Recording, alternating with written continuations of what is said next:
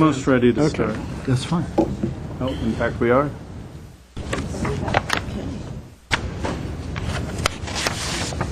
Where's the exciting music they used to play? No budget. No budget. No budget. With no budget, they can play bad music. You're on now. We are on now. You're on, yes. All right. Mike's alive. Good afternoon. Welcome to the meeting of the Historic Preservation Commission. Meetings are broadcast live on cable channel 6 and rebroadcast throughout the week. There is a long list of things to read, but I'm going to spare and get on with the agenda. Roll call, please. Commissioner Amirian, Here. Commissioner Mardian, Here. Commissioner Morgan, Here. Commissioner Shire, here. Commissioner Vidor, Here. Item number 2, report regarding posting of the agenda. The agenda for this meeting was posted on or before Tuesday, April the 20th, 2010, on the bulletin board outside City Hall. Approval of the minutes of March 22, 2010. Anybody has comments on the minutes? I think, Mr. Chair, I have a comment. I think with your communication through staff, you noted that my motion was changed, and you are correct. That should be changed. I think you got the update on it. The Yes. second motion made. Yes. Yes. And with that, I'll move to approve the minutes. Yes. Do we have a second? Oh, second. Okay. Roll call, please. Commissioner Amirian, Yes. Commissioner Mardian, Yes. Commissioner Morgan, Yes. Commissioner Shire, Yes. and Commissioner Vidor. Yes. Okay. Oral communications. Discussion is limited to items not part of this agenda. Each speaker is limited to 5 minutes. The Commission may question the speaker, but there will be no debate. Anybody would like to speak on anything except the agenda items? Having seen no hands, let's proceed to old business. Do you have any? Old No. business? No. Okay, new business. Proposed Rossmoyne Historic District preliminary review of nomination. You are going to recuse yourself. Which I would love to begin, but in our series of technical issues, Just 1 second. Ms. Shire had to, Ms. Shire had to leave the room because she lives in the neighborhood, and as per advice of our city attorney, she cannot participate. Works. That's what she left. in terms of getting this to move. Sorry about interrupting you. Okay, bear with me. We've been having a series of technical problems, perhaps solved. Okay. So here we are in April 2010. Glendale now has 3 historic districts, and we are very pleased to be bringing to the Commission the 4th proposed historic district for the city.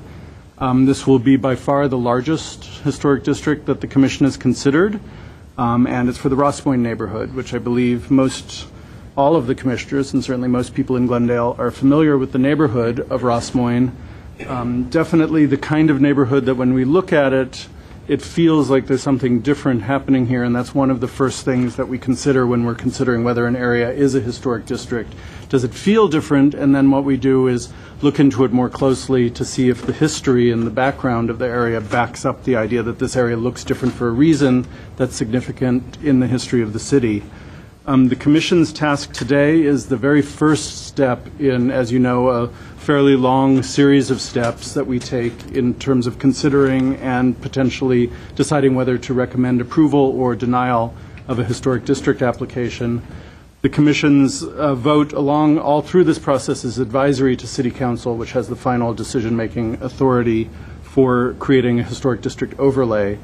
A historic district is not just a group of buildings that has historic meaning and is collected in a certain way, but it also is something that has to be justified under the ordinance. So as the Commission is considering this, we're going to be looking at the ordinance closely, seeing if this district meets the criteria that the city's established, and then voting looking forward to City Council's ultimate decision.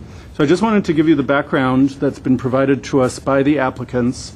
As with all historic districts, this is a community-generated, a citizen-generated process. The city is not coming to a neighborhood and saying, we believe you should be a historic district. We're hearing from people who live in these areas that they live in a place that they consider to be special, that they feel needs the protections that historic district status can give. And then we begin the public process where we hear not only from the proponents of a district, if there's anyone who opposes a district, we hear from them. We are in a position where we have a lot of community meetings, so we'll answer questions for people who may not understand exactly what a district is or what it does. So the process is beginning today with your preliminary determination. And the Commission's task is basically to say, is there enough information in the nomination to think that this is possibly a historic district worth considering? And if you do make that decision, then we begin the public process where we hold a community meeting. We reach out to not just everyone who lives, owns or lives within the proposed boundary, but also to an area 500 feet outside that boundary. So in this case, because we're looking at 504 properties within the boundary, it'll be a considerable outreach effort. The goal of that is to let everyone know that this district has been proposed, what it means to them, what it potentially means if it gets designated, and then we go from there into a petitioning process where the proponents will actually circulate petitions among their neighbors, asking them to ask the city to conduct a historic resource survey. And that's where we hire a consultant who's going to give us an impartial kind of look at the district and basically say, does the history and the buildings on the ground make the case that this is actually a historic district? So your decision today doesn't mean it is a district or it isn't a district. It just means it looks like it could be a district. So I think everyone knows where the Rossmoyne neighborhood is, kind of just tucked into the foothills of the northern part of the southern part of Glendale. And this is the proposed boundary for the district. It encompasses 504 homes, all of them north of the Verdugo Wash, with Cordova on the west boundary, Mountain kind of on the north and east boundary, Glen Oaks and Ethel toward the south, and then kind of a jagged boundary basically running along Hillcroft and Rossmoyne Avenues at the north. The boundary that's proposed is very close to the historic boundary that was developed by the Haddock-Nibley Corporation when they developed the Rossmoyne neighborhood in 1923. One of the things that's especially interesting about Rossmoyne is that it really is a planned community in a way that many of our other neighborhoods weren't planned communities. So this was kind of a vision of the Haddock-Nibley Company to create this neighborhood. There were design restrictions on the buildings. The utilities were put underground. There's a winding street pattern that's very distinctive in the area. So it has many aspects that kind of still hold together today that show us this aspect of the history. There are a few areas that are excluded, and if you look to the right side, you see Royal Boulevard. We already have the Royal Boulevard Historic District. That was a second phase of the Rossmoyne development. It was called the Royal Boulevard Tract. So the areas to the right on this map were actually part of that second phase of development. On the left side, you see some areas that are north of Glendale, between Glendale and the Verdugo Wash, basically. That area is not included in the proposed district, primarily because it's been very compromised by the construction of the 134 freeway. A big chunk of that was eaten up by the freeway development. It's also physically separated by the wash, and often when we look at historic district boundaries, geographical features like that are kind of good cutting off points. The neighborhood in that area, while it has some lovely homes and has kind of some connection with the Rossmoyne development, feels like it's its own area. Whether that would qualify as a historic district on its own, we're not sure. But basically, we're following the proponent's boundary proposal for what you're considering today. The Haddock-Nibley Company were excellent showmen. They built an Egyptian Revival temple-looking building as their kind of real estate office. They used a lot of highfalutin language to kind of promote Rossmoyne. Rossmoyne was developed when Glendale was considered the fastest-growing city in America. Whether that's true or not, it doesn't matter. It was growing rapidly. Pretty much most of the neighborhoods that we think of today as kind of our historic core neighborhoods began during that period. And I love this ad that the applicants found where Haddock and Nibley consummate the purchase for the subdivision. So bringing all sorts of connotations into what they were doing to the land. But here we are with Rossmoyne as, a paradise as presented by the company. And I believe many of the people there probably still feel close to that feeling today. The language of real estate development during that period was especially bold and fun. So they really had some beautiful ads that were taken out. But what's interesting in the application, you see a lot of these ads and you can see this continuity of just how they were pushing this area, because they were competing with other developers in Glendale who were trying to promote their areas. Rossmoyne seemed to do very well up until the Depression, certainly. You can't argue with the facts. Rossmoyne is the ideal place to live. What's interesting about Rossmoyne that you can still see on the ground today, and when you look at the map, is that they divided parcels into different sizes, so that you had large parcels for very grand homes, expecting kind of a higher income clientele moving into that area. You have smaller parcels with smaller homes, more modest but still beautifully designed, keeping with the period revival styles of the 20s and 30s. So there was kind of a goal to have kind of a mixed community, but not so mixed that they wanted to let just anyone in. So they put together a booklet about a couple that was searching for their perfect home. The Jacksons decide on Rossmoyne. Inside that booklet, it talks about some of the restrictions that were placed on the area. Among those were that no multifamily dwellings could be built, the houses would be of a certain quality, there were certain requirements of how much a house had to cost, which there was a belief that that would keep the quality of the architecture in the neighborhood at a certain level, and of course that all residents were going to be Caucasians. So it's the ugly side of development in the 20s that this was a very common aspect. It was found on Royal Boulevard, it was found in this neighborhood.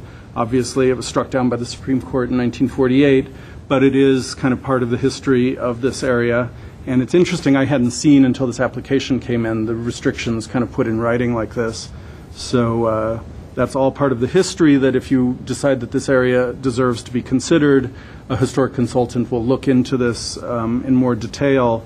But you should know that a lot of the research for the proposed historic district has been done because we hired a consultant to do Royal Boulevard, which was developed by the same company as the second phase. So we're kind of working backwards. But we do have a lot of history already developed about this area. Here's an example. It was in the Los Angeles Times, the two Glendale papers, just constantly talking about Rossmoyne, trying to intrigue people, Rossmoyne the superb. And even the streetlights, which we now know today are, beautiful cast iron street posts in Rossmoyne, were kind of touted in the newspaper. Are these your kind of people? Commanding the gateway, where beauty and prestige are high. So it's that language continued, not just at the beginning of the development, but into the later 20s, as they were still selling lots. And then I just wanted to show a couple of the types of houses. We have 504 properties. I've often said, as we've looked at this area, we've had a number of Glendale Register designations inside the neighborhood, and especially with Spanish Colonial Revival, it's often hard to single one out because there's so many good examples of the style in Rossmoyne. So I just pulled out a couple of examples of the Spanish style. We have American Colonial Revival style in the neighborhood, and then we also have a lot of great Tudor revivals in the neighborhood. So these are probably the three dominant styles, but we also have minimal traditional houses. We have some French-influenced houses. I don't think very many in this area, though. But we really do have the kind of full mix of the period revival styles from the 20s and 30s. Looking again at the boundary, you can see how some of the lots were, the shapes of the lots are larger in some areas, smaller in others. The winding street pattern was part of kind of city planning of the day, trying to create more of a village atmosphere, less of a like you're locked into the grid of the city, trying to advertise this area as a very kind of bucolic, special place that was still within an easy commute to get to downtown Los Angeles. So it really was pushed as a bedroom community for business people working in Los Angeles. Staff has gone over the criteria for consideration of whether a district might meet the criteria under the ordinance. We have 9 criteria, and we believe that it meets many of those. So I just wanted to kind of run down the criteria just to give you and the public some background in what we're looking for. And remember that it only needs to meet one of the criteria, in your opinion, to be considered potentially a historic district. We believe that it exemplifies a special element of the city's cultural, social, aesthetic, and architectural history, calling out, there's a list of other items there, but this kind of planned development that was marketed toward people in a certain way, trying to create not just an architectural environment, but also a social environment of people living in this kind of village, this bucolic village area, is very special, and it's one of the few planned communities we have in Glendale that went to the level of detail that you see in Rossmoyne. We believe that it meets Criterion B in its identification with persons or events significant in local history, the association with Judge Ross and Captain Tom? Captain Tom. I want to call him yes. Colonel Tom. Yeah. Captain Tom definitely is an important thing. Haddock and Nibley, we don't know much about them to say that they're really significant people, but in terms of the history of Glendale and their development of the area, I think they can meet the criterion for local significance.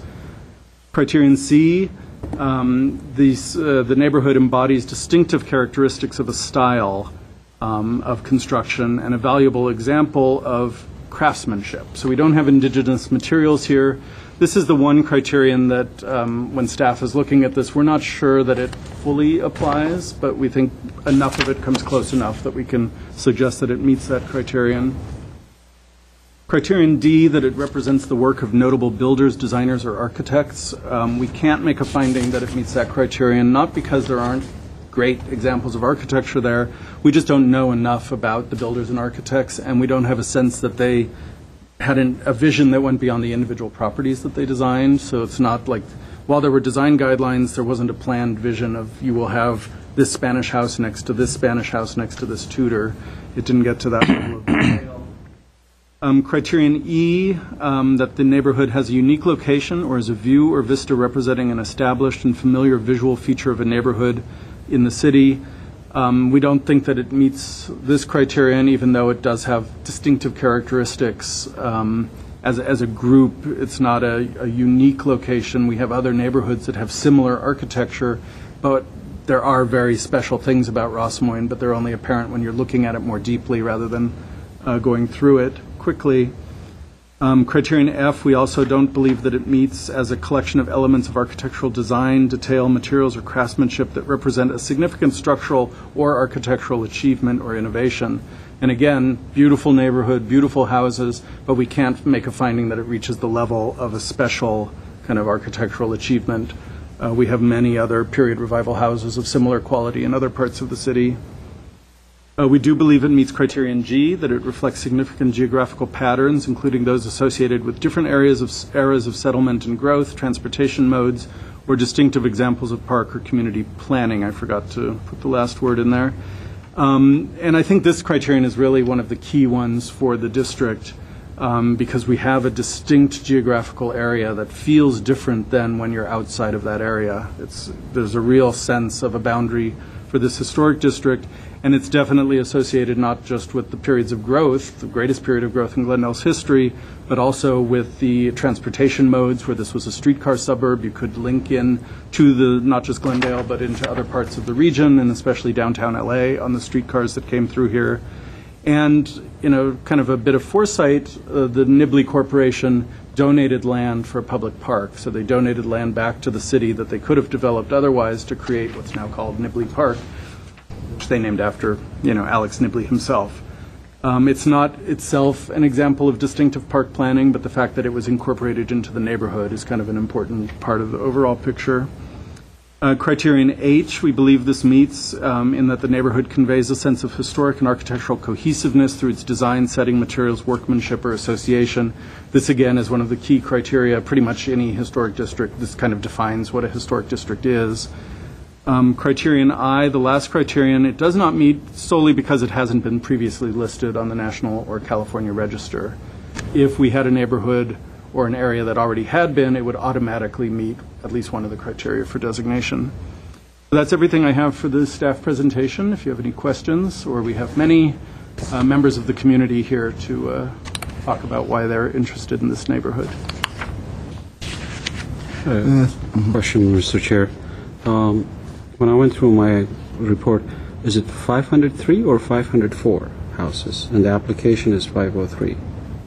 I think 503 is the right number. Did I say 504? Well, in your report, it says 504 on the first page in the Okay. application. There has been, there's one property that has been a bit of a question where it was originally shown as 2 lots. It appears to be 1 lot. I think Lorna Vartanian may be able to address that, the applicant. We will work within the historic boundary, and we know how that boundary line falls. So if some houses there are 2 locations that I know of where there's a split lot that appears to just have 1 house on it. Okay. But once we do the ground survey, if we do that, we'll find out. Thank you. Any more questions? Yeah, I have one question. The property known as Homeland, the Markham Estate, isn't included, and I just wondered if somebody could comment on the relevance of it not being included or being included. Yeah, and Homeland was not part of the initial Rossmoyne boundary. Oh, okay. The boundary line for the proposed district, except for the areas that were excluded that I mentioned before, follows exactly the initial tract development. Mr. Morgan, you have any questions? Oh. I don't have any questions. I just want to tell you that I am always impressed by your presentation. Thank you. Oh, thank you. Very good. I concur. Second that. Is this the time that we ask for comments from the audience? All right. Open the public hearing. All right. The public hearing is opened, and I have a few cards here, and I will read them, call them by the order that I received. Lorna Vartanian.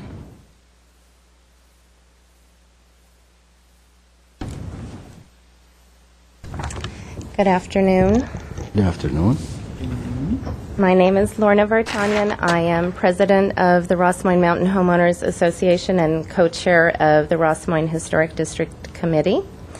And Jay, I also wanted to start by thanking you for that wonderful overview. Thank you so much. Today is a day that the Rossmoyne Mountain neighborhood has looked forward to for many years. Talk of a historic district in Rossmoyne has been going on for at least the past 12 years that I have lived there, but probably more. It seems the timing was finally right when we held a meeting with Jay Platt last November and 20 volunteers stepped forward as block captains. We immediately began the ambitious task of knocking on over 500 doors in the original Rossmoyne tract to solicit feedback from homeowners regarding their level of support for a historic district in the area. Our efforts were bolstered by an overwhelming eagerness from residents to see the project get underway. I think it would be fair to say that most Rossmoyne residents chose the neighborhood specifically because of the character of the area, much as residents did when the tract was originally planned and marketed in the 1920s. As everyone in this room is aware, the purpose of this application is to preserve the unique historic qualities of our residential neighborhood by seeking the special protections offered by a historic district designation.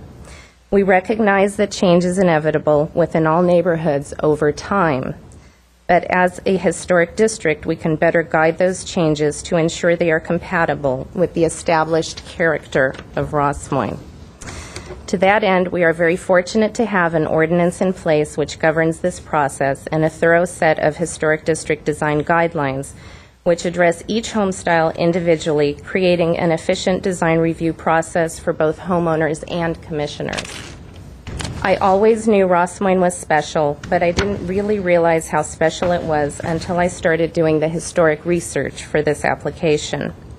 It is clear that Alex Nibley's vision for the development was one of preservation and history. The Rossmoyne neighborhood was meticulously planned. Building restrictions were rigid, and only period revival architecture such as the Spanish, Tudor, and colonial styles we see today was allowed.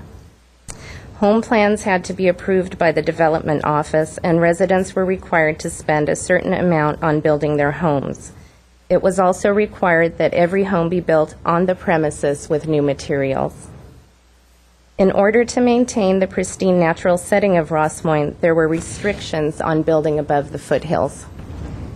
I would like to read a few excerpts from a wonderful Nibley Investment Company marketing brochure I found, which is entitled The Jacksons Decide on Rossmoyne, and actually Jay had put that up a little earlier. Mrs. Jackson said to her husband, "No member of our family, not in 200 years, could ever say that we had made a bad choice of location. Rossmoyne will not change." And in the words of the developer, slowly, with a great deal of thought, we have laid our protective restrictions. Our paving, our drainage system, our lighting, the shape of our building sites, everything we have done, in fact, has been planned for permanence. We have taken the most superb home section yet left in Southern California and planned there the most perfect home community human ingenuity could provide. Nibley, in fact, was so concerned with preserving his vision that the restrictions were to be kept in place for 50 years until January 1st, 1972. The year is now 2010, and as custodians of a neighborhood which was built on the premise of history and preservation, with a level of craftsmanship and quality of design which cannot be duplicated today, we hope that the Commission will look favorably upon our request to further explore the viability of a historic district for Rossmoyne, and that you will authorize us to move forward with a request to the City for a historic resources survey of our neighborhood. And if you have any questions. Any questions from Ms. Vartanian? Thank you. I would like to thank you for all the effort that you put into this. Oh. I know it's a love of your life, and I think it's just a really great thing that you've done so far. Thank you. It's been my pleasure. And I'd also like to point out that, unfortunately, many of our block captains couldn't be here today, but we've had a crew of 20 who have just diligently been walking the neighborhood and knocking on doors. Before we put in our application, we wanted to get a sense of what the level of support was in the neighborhood for our project, and we've gotten really good feedback, and so we decided to move forward. Thank you. Very good. Thank you.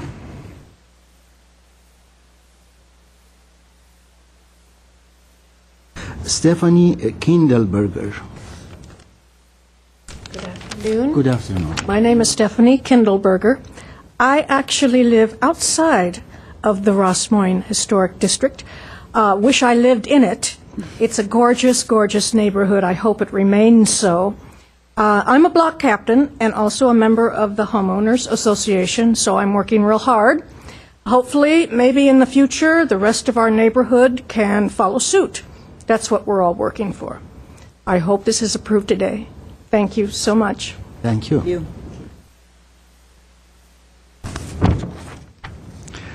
John Lecascio. Thank you, Mr. Marion. My name is John Locascio. I'm the president of the Glendale Historical Society. I'm here today on behalf of our board of directors and members to support the application of the proposed Rossmoyne Historic District and to encourage the Commission to authorize the circulation of the first petition to ask for the Historic Resources Survey. I don't think I can add anything to what Jay and Lorna have already said. I think if ever there was a neighborhood in Glendale that's a shoe-in for being an historic district, Rossmoyne is it. It's a beautiful neighborhood. I'm slightly biased because I live not within the boundaries of the proposed district, but in the general vicinity. It is a lovely neighborhood. It is still largely intact, but if we don't move soon, it won't stay intact for long. It deserves the protection of historic district status. I think that's it. Like I said, I can't add anything to what's been said. It's a gorgeous neighborhood, a historic neighborhood, truly an historic neighborhood, and a long-time supporter. Many of the residents of the neighborhood have supported the historic districting movement in Glendale since its inception. So it's great to see that it's finally taking this step. Thank you. Thank you.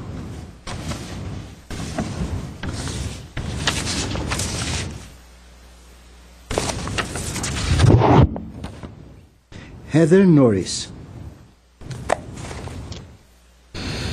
My name is Heather Norris, and I am a member of the Rossmoyne Homeowners Association. I'm also a resident of a sister neighborhood to Rossmoyne, Casa Verdugo, and we're getting started in trying to get things happening for our own. Hopefully it will be a historic district, Casa Verdugo as well. So we're learning from this process through the Rossmoyne district's efforts to become an historic district. So I overwhelmingly support this, and I hope you do too. Thank you very much. Thank you.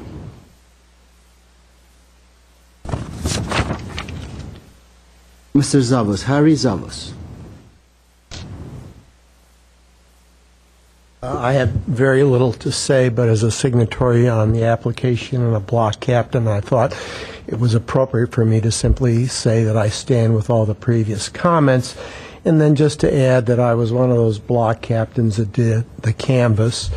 I don't know how many people I talked to. I think maybe 30 or more, maybe 40 homes.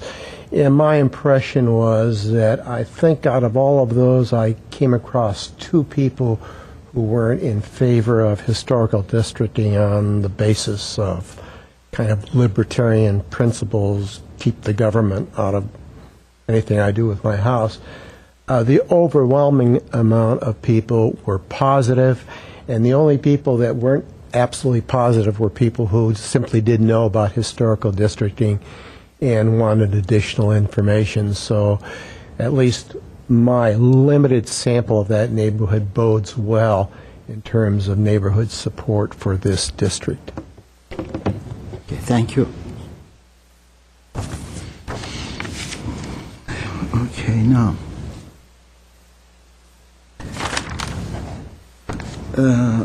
Advise me here, Jay, are we going to vote on this thing now? Now's the time for you to close the public hearing, talk amongst yourselves, get the opinions of your colleagues, and then you can vote. All right. Anybody would like to make last comments? No? Okay, public hearing is closed. Commissioners, any comments? I have some comments, Mr. Chair. I have actually some questions to staff. One, I'm not sure if you can answer it now, but look into it. 1249 Mankato remodel. There's a permit issued there. What's going on with that? Okay. Now, and just so you know, before we have a historic district, we don't have any of the protections or the design review that's associated with historic districts. So we'll be processing permits normally until we have a district. So. just for information, because I'll it involves look into the facade alteration. Mm-hmm. Yeah, what sometimes happens is that during the districting process, if a remodeling is made, a home that possibly was a contributing building could lose its contributing status during that process, but we'll catch that and take it into account. Now, I have some questions, Mr. Chair, if you indulge me a few minutes. Now, I looked at the report, and we have the French-inspired Norman-style homes.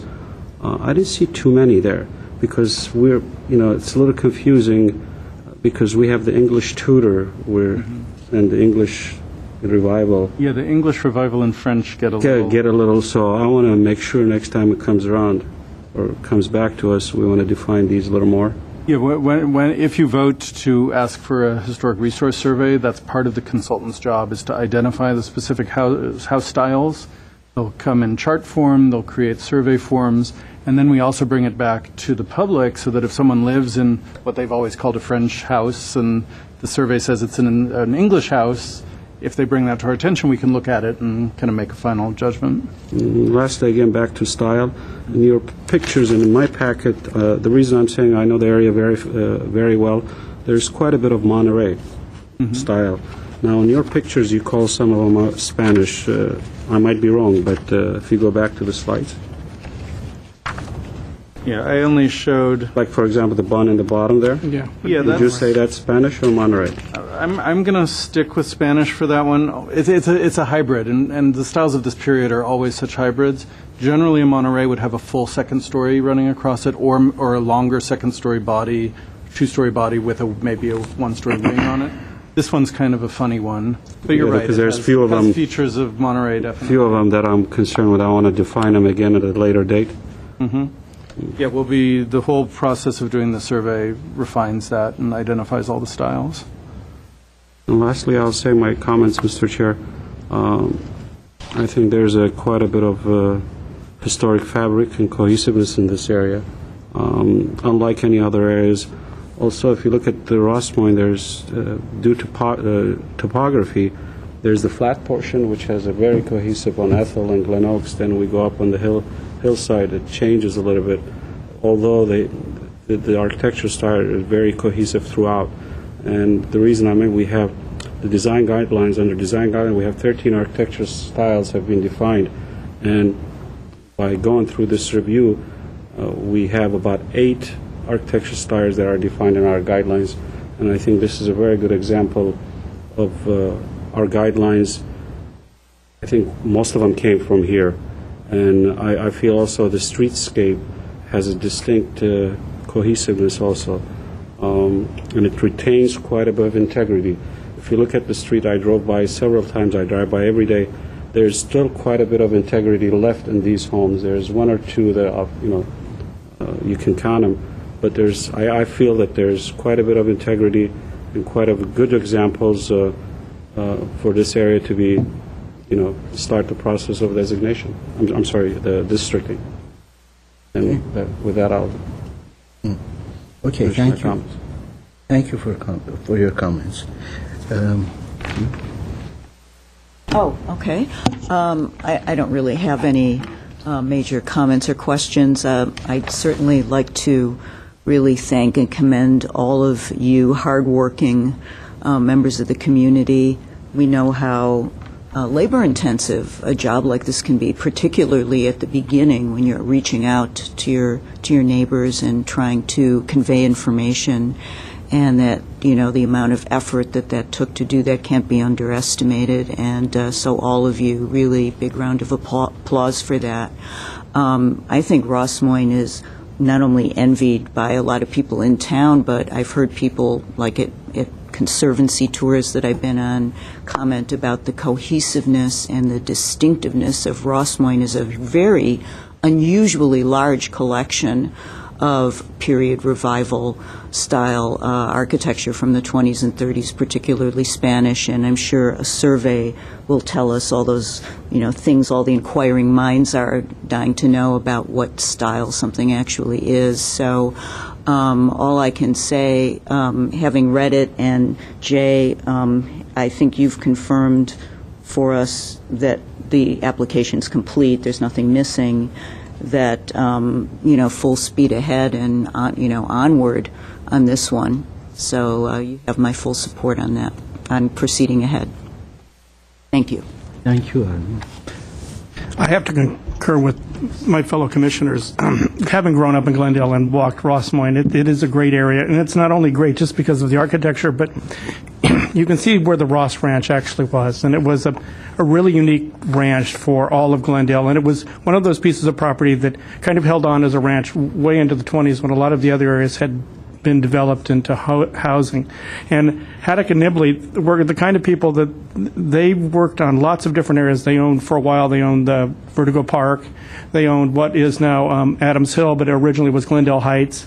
This was what they considered one of the most choice pieces of property in Glendale itself, and they put a lot of effort into it, and you can see it. When you walk the streets, you can feel it. I mean, even today I can feel, you go up on the hill and you can see where Judge Ross was at one time, and he had his house there, Rossmoyne, or anybody in there. I mean, I have ads that I myself personally have collected over the years, which I brought just a couple of them. Rossmoyne's the happy land. The avalanche is on. Rossmoyne the superb. And this is one of the last things I'd like to say, and I concur. It's another great chance, but you must act now, today, and I really agree with that. We must act now, today, and go to the next step, and let the people decide, but I think they will.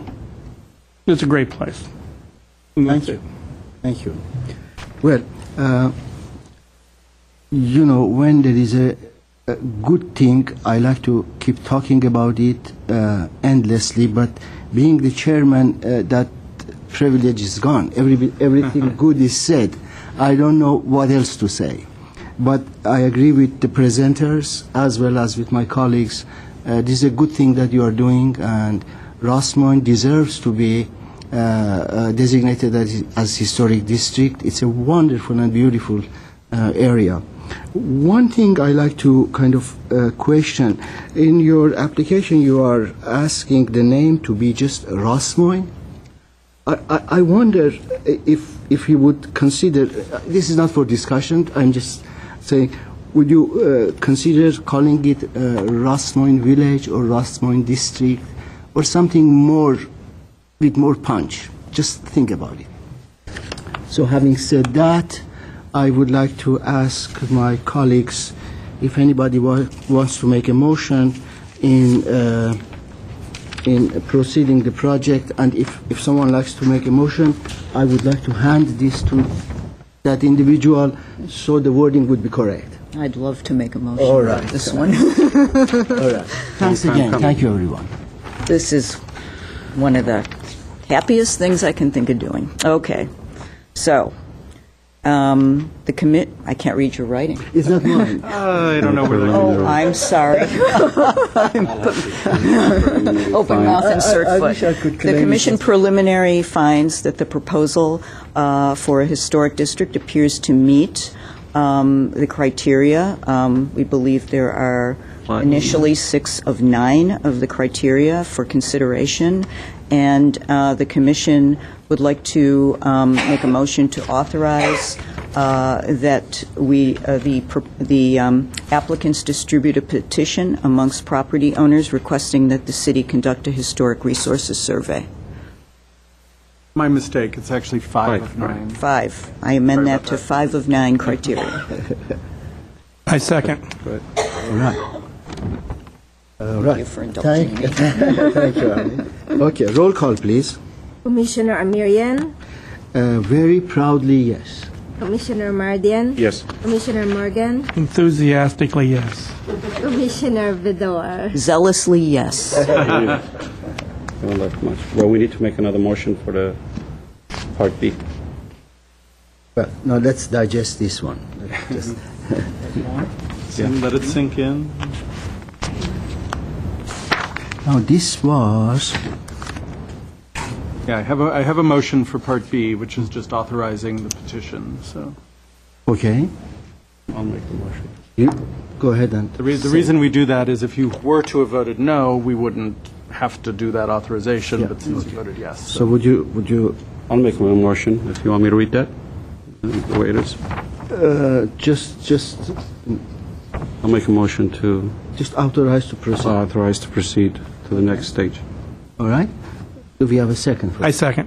All right, roll call, please. Commissioner Amirian, Yes. Commissioner Mardian, Yes. Commissioner Morgan, Yes. Commissioner Vidor. Yes. Okay, thank you. Thank you. Thank you. Use teamwork. Phew. It's hard to do all that work. 500 houses. Now, can we call Ms. Shire to the room?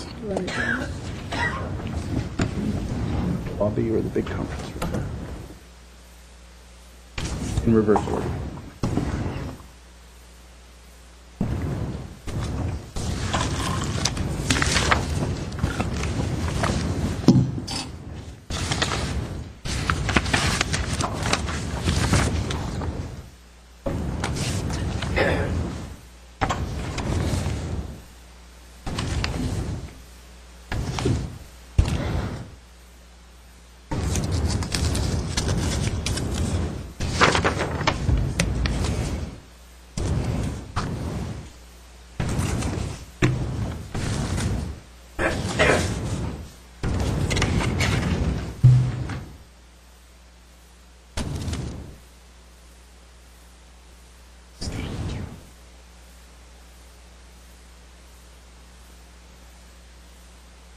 Meetings ago.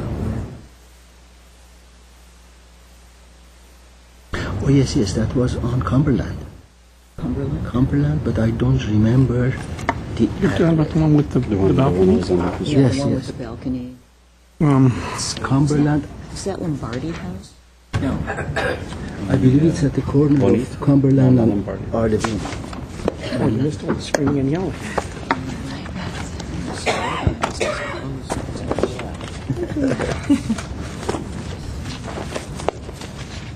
$850 Cumberland? 850 Cumberland. Yeah. Man, just shut it down. That one. Yes. Oh, yes. Oh, no, don't shut it down. There's a black slide that comes after where you are. Sorry? Advance it one slide. 2 slides. Is there any possibility that that curtain can come on that side, that the sun is too strong. Sure. Yeah, generally, GTV6 tells us what to do lighting-wise. Usually they want them closed, so. Okay. Sure. Fine. Okay. Are we ready? I'm ready, yes. Okay. 6C, staff presentation regarding potential changes to the City's Mills Act program for Commission consideration and discussion. The city's Mills Act program has been in existence since 2002, and we now have just over 40 properties that have entered into Mills Act contracts. Many of them just in the last year. We have 9 contracts pending from the last year. And as I've been kind of analyzing the program, thinking about the good things and the bad things, I've come up with some ideas, and then we've done a little background research on what some of the other cities in the area do, and even some of the ones in the state. And I just had some thoughts that I wanted to bring to the Commission about a few discrete aspects of the Mills Act program that I see either places where we could potentially improve the way we run the Mills Act, or places where we might come more in conformance with some of the standard practices that other jurisdictions are using. The goal of this report today is not to get any final answers from the Commission. It's more to just open the discussion. I've identified some specific areas, and some of them are interconnected and some are completely standalone. The thought is that the Commission, I was told never to say you guys, the Commission will consider these, perhaps some you'll think are not of interest, and just tell me that we don't need to consider that any further. And then if you do think some of these are of interest, what I could do is start conducting research, talking to people in Sacramento who administer the full Mills Act program, talking to other jurisdictions, talking to our city attorney, and getting specific answers, and then bringing more of a full-fledged staff report for those specific issues. I'm thinking about the Mills Act, and for people who don't know what the Mills Act is, it's a property tax reduction program for designated historic properties. It's authorized through state legislation, so it's available to cities throughout California, and each city is able to administer the Mills Act in its own way. So we have a lot of latitude in terms of developing policy and making sure the Mills Act conforms to what our goals are for preservation in the city. The property tax savings vary from property to property, and that's something that the county assessor works out. It's something we're not involved in at all. It can run from properties that are in the program that don't actually receive any tax benefit from the Mills Act to properties that are receiving almost 80% reduction in their taxes. So at this time, statewide, and especially in Glendale, it's really our only financial incentive for preservation.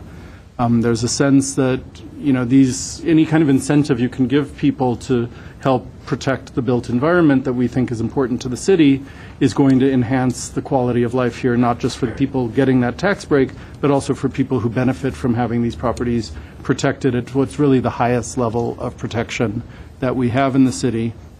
And to that end, some of the concepts I have presented for you are to broaden the pool of potential applicants for the Mills Act, and then also to hold property owners who have entered into this contract, which is completely voluntary, to hold them to ensure that they're keeping their properties up at the highest levels. And I'll discuss with you, but historically, since we initiated the program, there hasn't been a lot of expectation. We haven't placed expectations on the owners, except in recent years, the Commission has occasionally asked someone to change out windows or a garage door specifically under the contract. One of my thoughts is that perhaps we could make that a little broader to expect more from owners who are receiving this money, and then also to find ways to make sure that that's happening, because there isn't a lot of follow-through. So unless you have any questions about the general concept, I'll just run through the various topics and then wait to hear your thoughts on those, and then we can move forward. The first discussion point is the idea of extending the Mills Act to contributing properties in historic districts. Currently, the Mills Act is limited to only properties that are listed on the Glendale Register. We have 81 properties in the city on the register. And Other cities, and by no means all, do open up Mills Act contracts to their contributing structures in historic districts. Thinking about it just on a preservation planning level, I think it does bring a little more fairness to the process to allow the potential for people in historic districts to get the benefits of the Mills Act. It creates an incentive for people to want to kind of to see that historic districting is not just a good thing in its own right for the protections it brings, but also can help property owners who may need extra assistance keeping their property at a certain level. One of the questions I have as a staff member here is, and recognizing what other cities do, is the potential downside of this would be if we were to open it up to every single contributor in every single district as our district process grows, and you've seen it may quadruple over the next year with just this one application for Rossmoyne. The idea of opening the Mills Act to every single contributor right away would be a flood that we wouldn't be able to handle at staff level. One thought that we could explore is having a competitive process for applications to the Mills Act. That could be a competitive process not just for historic districts, but also for Glendale Register properties. What Pasadena and Los Angeles do are they limit the number of contracts that can be entered into each year, and then they create certain criteria that they're looking for to see, is this a property that is in specific need? Does it need a lot of restoration work that would benefit from the Mills Act? Is the owner in a financial situation where they can't afford to kind of do restorative work that might bring their property into a better condition? So all of there are many different variables of what we could be looking for, and at this point I don't have any recommendations, but we could explore that if you think it's something to consider. I put some numbers into the report in terms of how much staff time and might be involved in that. What we're looking for is probably the standards that other cities in the region are using and that they found workable. So we don't want to start from scratch here. We want to see what the experience of other people doing this is and see what might work given our specific conditions in Glendale. And I guess I could answer questions about each of these individually if you'd like. Mr. Chair, go back to the contributors. So how do we going to make every contributor? You're saying if we decide to go that way or discuss it, every contributor in the district automatically gets it? No. That's what I'm saying. If we did that, it would be a disaster. That's what I'm saying. Yeah. What we would do is find some kind of set of criteria or parameters that we would, it would be a competitive process to get the Mills Act. Which isn't to say that if you didn't get it one year, you wouldn't be in the running in years to come.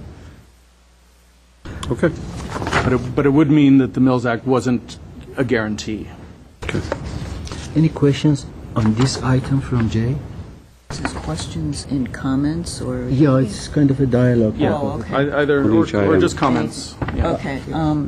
I have just a couple questions. I think I agree that it's a good idea to somehow incorporate the Mills Act into the historic district process, because that also gives, not that historic districts aren't valid, but it also really validates the importance of a cohesive set of architecturally significant properties in a way that is very meaningful.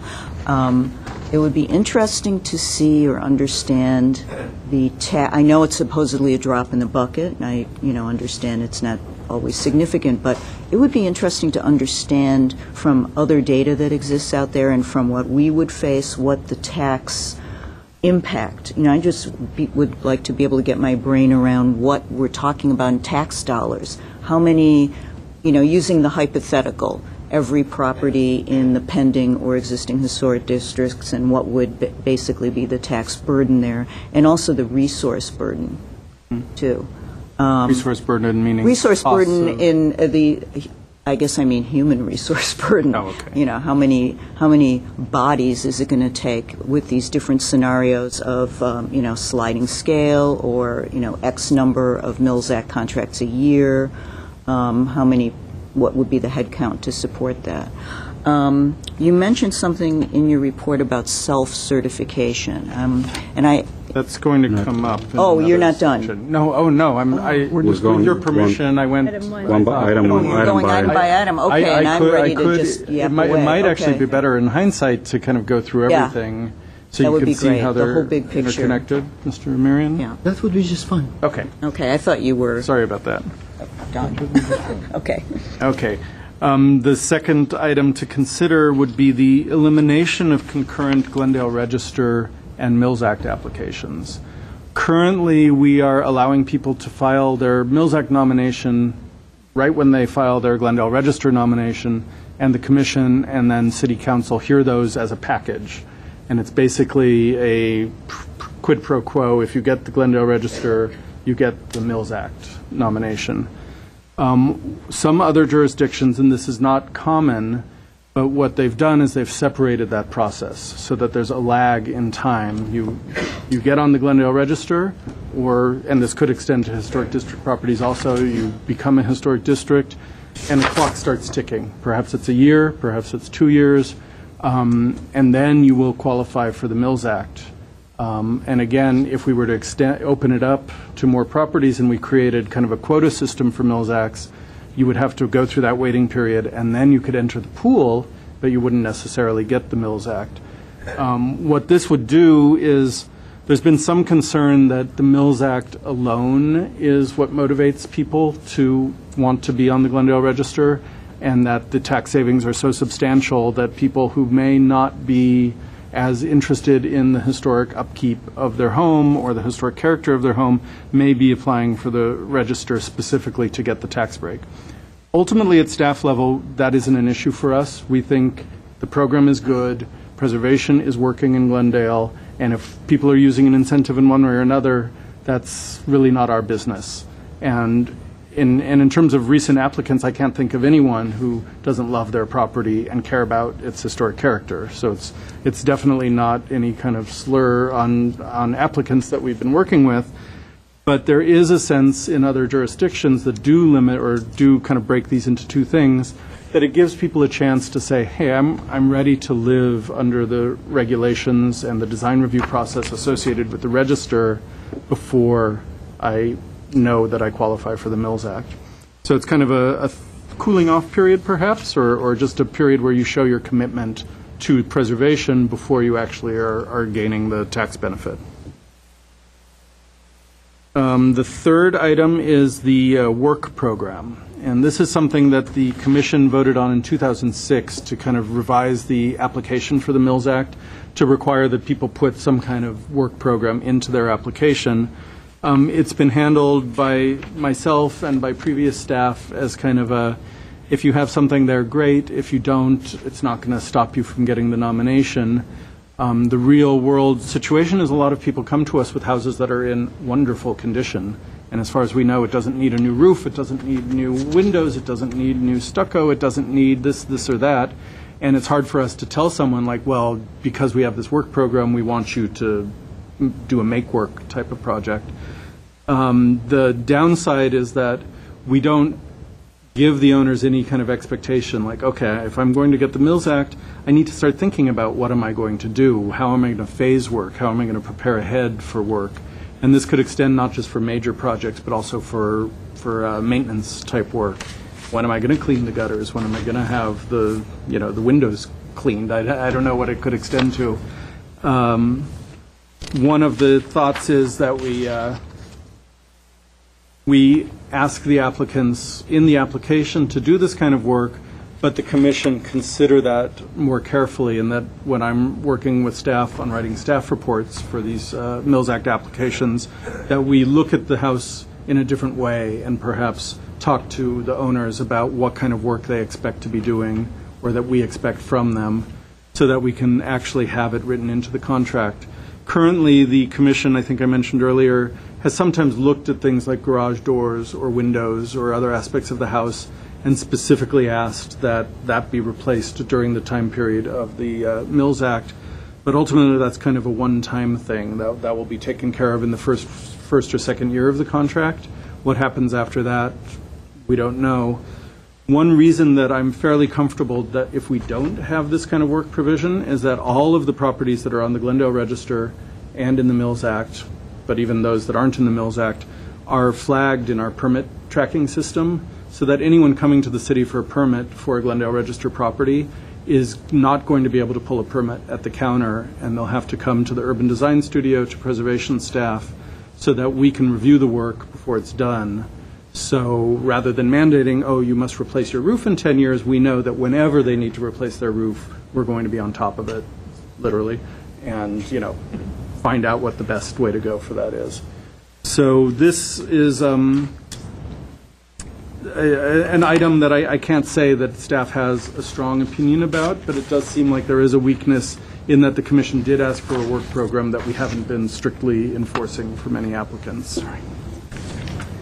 One of the things that I think we need to do something about, so this would be a stronger staff recommendation, is for the inspection of Mills Act properties. Yeah. Once they're in the program, we do not have a lot of follow-through necessarily with the owners. I have many owners coming and saying, I need to paint or I need to do work, and I work with them on those projects. But of our 40-plus properties, that's a handful since I've been working on this. And what I'd like to establish is some sort of inspection regimen. And as I was thinking about that, especially if we anticipate the Mills Act pool of properties to grow over the years, is that there will be a considerable amount of staff time involved in actually doing on-site inspections on a yearly or every other year basis. Right now, we could handle that. But one thought I had would be to do kind of a photographic record of each property that would be built into the Mills Act application for future applicants. And then we would talk to the city attorney to see, are we allowed to backfill with the existing Mills Act properties. The idea is that we would have a diagram of the property and basically establish a photo key where staff would work with the current owner of the property and try to find out how can we document visually the entire property, and then the burden would be put on the owners to every year or every other year submit another set of photographs specifically taken from those different vantage points in the photo key. The advantage of that is that we have a record that staff could look at immediately to see if there have been any major changes that are of concern. And then we'd also have a nice kind of ongoing record of these very special properties for the city so that we would be able to document that over the years. The photographic concept is preferred by staff solely because there'll be a fair amount of time up front kind of establishing the photo keys and working with the owners. But once that is in the Mills Act contract for new owners, and we're not sure that we'll be able to revise the existing contracts to include this, but once it's in the contract, then it's recorded with the county, and it's something that we have to always go back to if we ever have enforcement issues. The fifth or fourth item, not sure, is the idea of previous rehabilitations. A few jurisdictions, but some of the ones that have stronger Mills Act programs, specifically exclude recently rehabilitated properties from Mills Act contracts. The idea is that someone theoretically could do a major or an extensive rehabilitation and then nominate their property, and we'll never know what guided their decision to phase the work that way, but there's the idea that they may have chosen to do it specifically to get the work done without the oversight associated with staff review in the Mills Act, and then try to get the benefits of the Mills Act after that. Again, this is a situation we don't have that problem in Glendale. This is more just keeping us at kind of the cutting edge of Mills Act programs. And what we would have to do if we did take that into consideration is have some sort of cutoff point, because obviously houses grow and change over the years. We encourage that. Even if you're in the Mills Act program, we're going to allow additions that are appropriate. We're going to allow changes that are appropriate.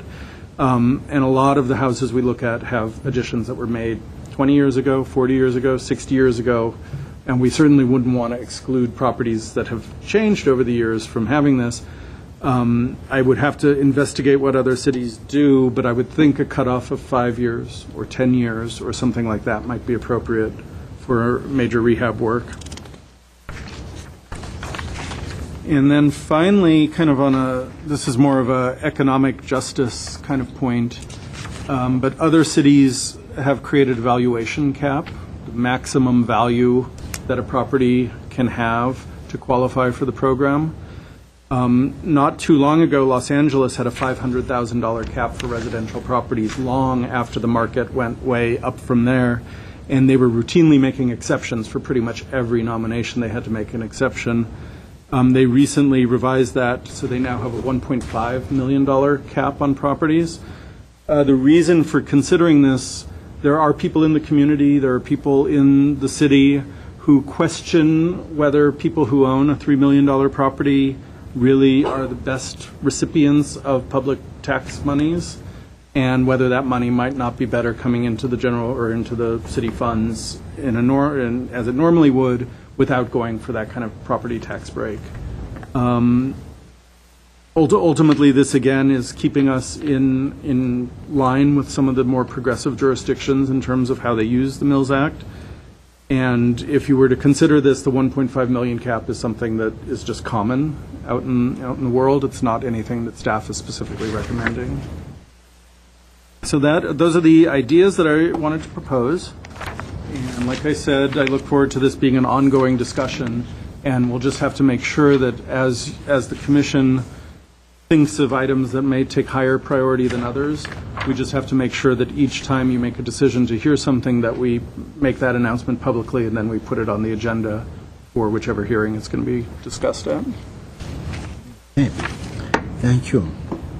Now, how would you like to proceed this? Do you want to each individual just go item by item and then, or one item, then we go around and the second one? How do you want to do that? Item by item, yeah. Okay. So, you already had your chance, Mr. Marian, on item 1. Which one was it? Oh. Contributor. You don't want me to go? Yeah, no, you can. Let somebody else go. That's somebody else. Okay, Arlene. Which is item 1? That's Contributor extend the Mills versus- Act. Extend Mills Act. Yes, I think I weighed in too, that I believe that contributors should in some way be included in this program. All right. I had a question on that one. I don't quite understand why we wouldn't encourage the people with contributing structures or properties to still bring those forward to get them on the Glendale Register, and why we would allow them go straight to the Mills Act. You know, the idea in a historic district, it becomes harder to separate yourself from the pack in terms of whether you're a Glendale Register worthy property. In a neighborhood like Rossmoyne especially, it would be hard to just meet the architecture criterion. And what we found in Royal Boulevard is that the houses that are listed on the Glendale Register in Royal Boulevard all have associations beyond their architecture. The Wyan House, the Lewis House, and the McCall's House all have kind of a historic meaning that's not just tied to their architecture.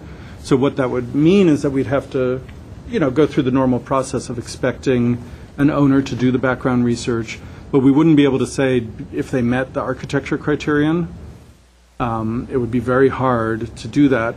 What we could be getting from the survey, and we haven't determined how the survey will be funded or what level of survey we will get, but some surveys in the past that the state has helped the city finance do have kind of a determination of whether a building is locally eligible at the individual level for the Glendale Register or even at the California or National Register level. Surveys like that tend to cost more, and so there's a chance that that wouldn't be part of this. And then realistically, from staff use of those surveys, we've had some problems where there may be some disagreement about whether the survey, the people making that judgment in the survey were basing it on kind of more of a beauty contest kind of approach rather than a very rigorous approach. So it's a very tricky thing to do, but you'd either have to do that in the survey or someone would have to prove that their house has that kind of merit. But districts, by definition, are a collection of buildings that aren't necessarily individually eligible. Because I was just thinking, we gain a lot about the history of Glendale from people bringing forward those applications and doing the research structure by structure, and then you find out about people that have contributed to Glendale specifically or unique people that own those facilities. So I was thinking that maybe they need to still go through that process, and then if not eligible, but still being in the historic district, then we consider them for Mills Act. But otherwise, we may lose that whole opportunity to figure out more about our city and the history. So a district contributor would, if they were interested in the Mills Act, would have to file a Glendale Register nomination. Commission would make a determination, but even if the determination was negative, they could still enter into the pool. Yeah, I was thinking, because if you open up to the entire district, are you going to create an endless waiting list that there's so many potential, now if we have like 300, so many potential people interested that then there's just a waiting list, or such a criteria that even if you limited per year to a certain number, people in 5 years may still be so low on the list that I don't see how that would work just because of the sheer volume potentially. And that's one of the big questions I have to talk to colleagues in other cities to see how they handle that. I don't think that they have this, 1,000 home list, but maybe even if it was a 100 home list, it would be a problem. One of the problems I see with your suggestion would be then we would have a huge onslaught of Glendale Register nominations, and that again would just create kind of a backlog so that we'd have to. But I think that's really interesting to kind of thinking of it in terms of what can the city gain through that kind of research. Oh, go ahead. Well, I just concur with Commissioner Shire on that. It's almost the chicken and the egg, which is more important on the two of them, though I do think that I haven't quite worked out how you can make it so that it would be just Mills Act, but not really. It's contributing, but it's not contributing enough to make it part of the Glendale Register. So it's kind of that pseudo area in between. And I'm trying to think of properties that, if you give me an example of a property that would kind of be qualified for the Mills Act, but it doesn't quite qualify for the Glendale Register. Well, the Wyan House has received, I think it was placed on the register for its architectural association as well as the Bob Wyan connection. When I look at that house, it's had substantial alterations at the front facade. Some open terraces that were on the front were enclosed. Some work that I would probably question if that came through as a new application solely based on the architecture criterion. So that's the kind that would have bumped up because of the Bob Wyan connection. So it wouldn't qualify for the Glendale Register, but it would qualify for the Mills Act? No. It wouldn't qualify for the Mills. No, it would qualify for the Glendale Register just based on the Bob Wyan connection. The history of it. Yeah, there's 850 Cumberland's another house that the Commission found, and that's a beautiful example of Spanish in a neighborhood with many other beautiful Spanish revivals. The Commission found that it didn't meet the criteria under architecture, sent it back to the owners. The owners did further research and found some connections to people who actually were fairly significant in city history, brought it back to the Commission, and that was designated just for the People Association. Okay. I have a question. Now, let me understand this. On contributing structures, we can allow a Mills Act, but no registration. Under this proposal. Under this proposal. Now, what is then the difference between a contributing structure and the one which is already listed as historic resource? The difference would be only just by name, because if they have Mills Act, then all the regulations apply to them. So, what is the difference then? I think ultimately this is a policy concept rather than a comparison between the properties.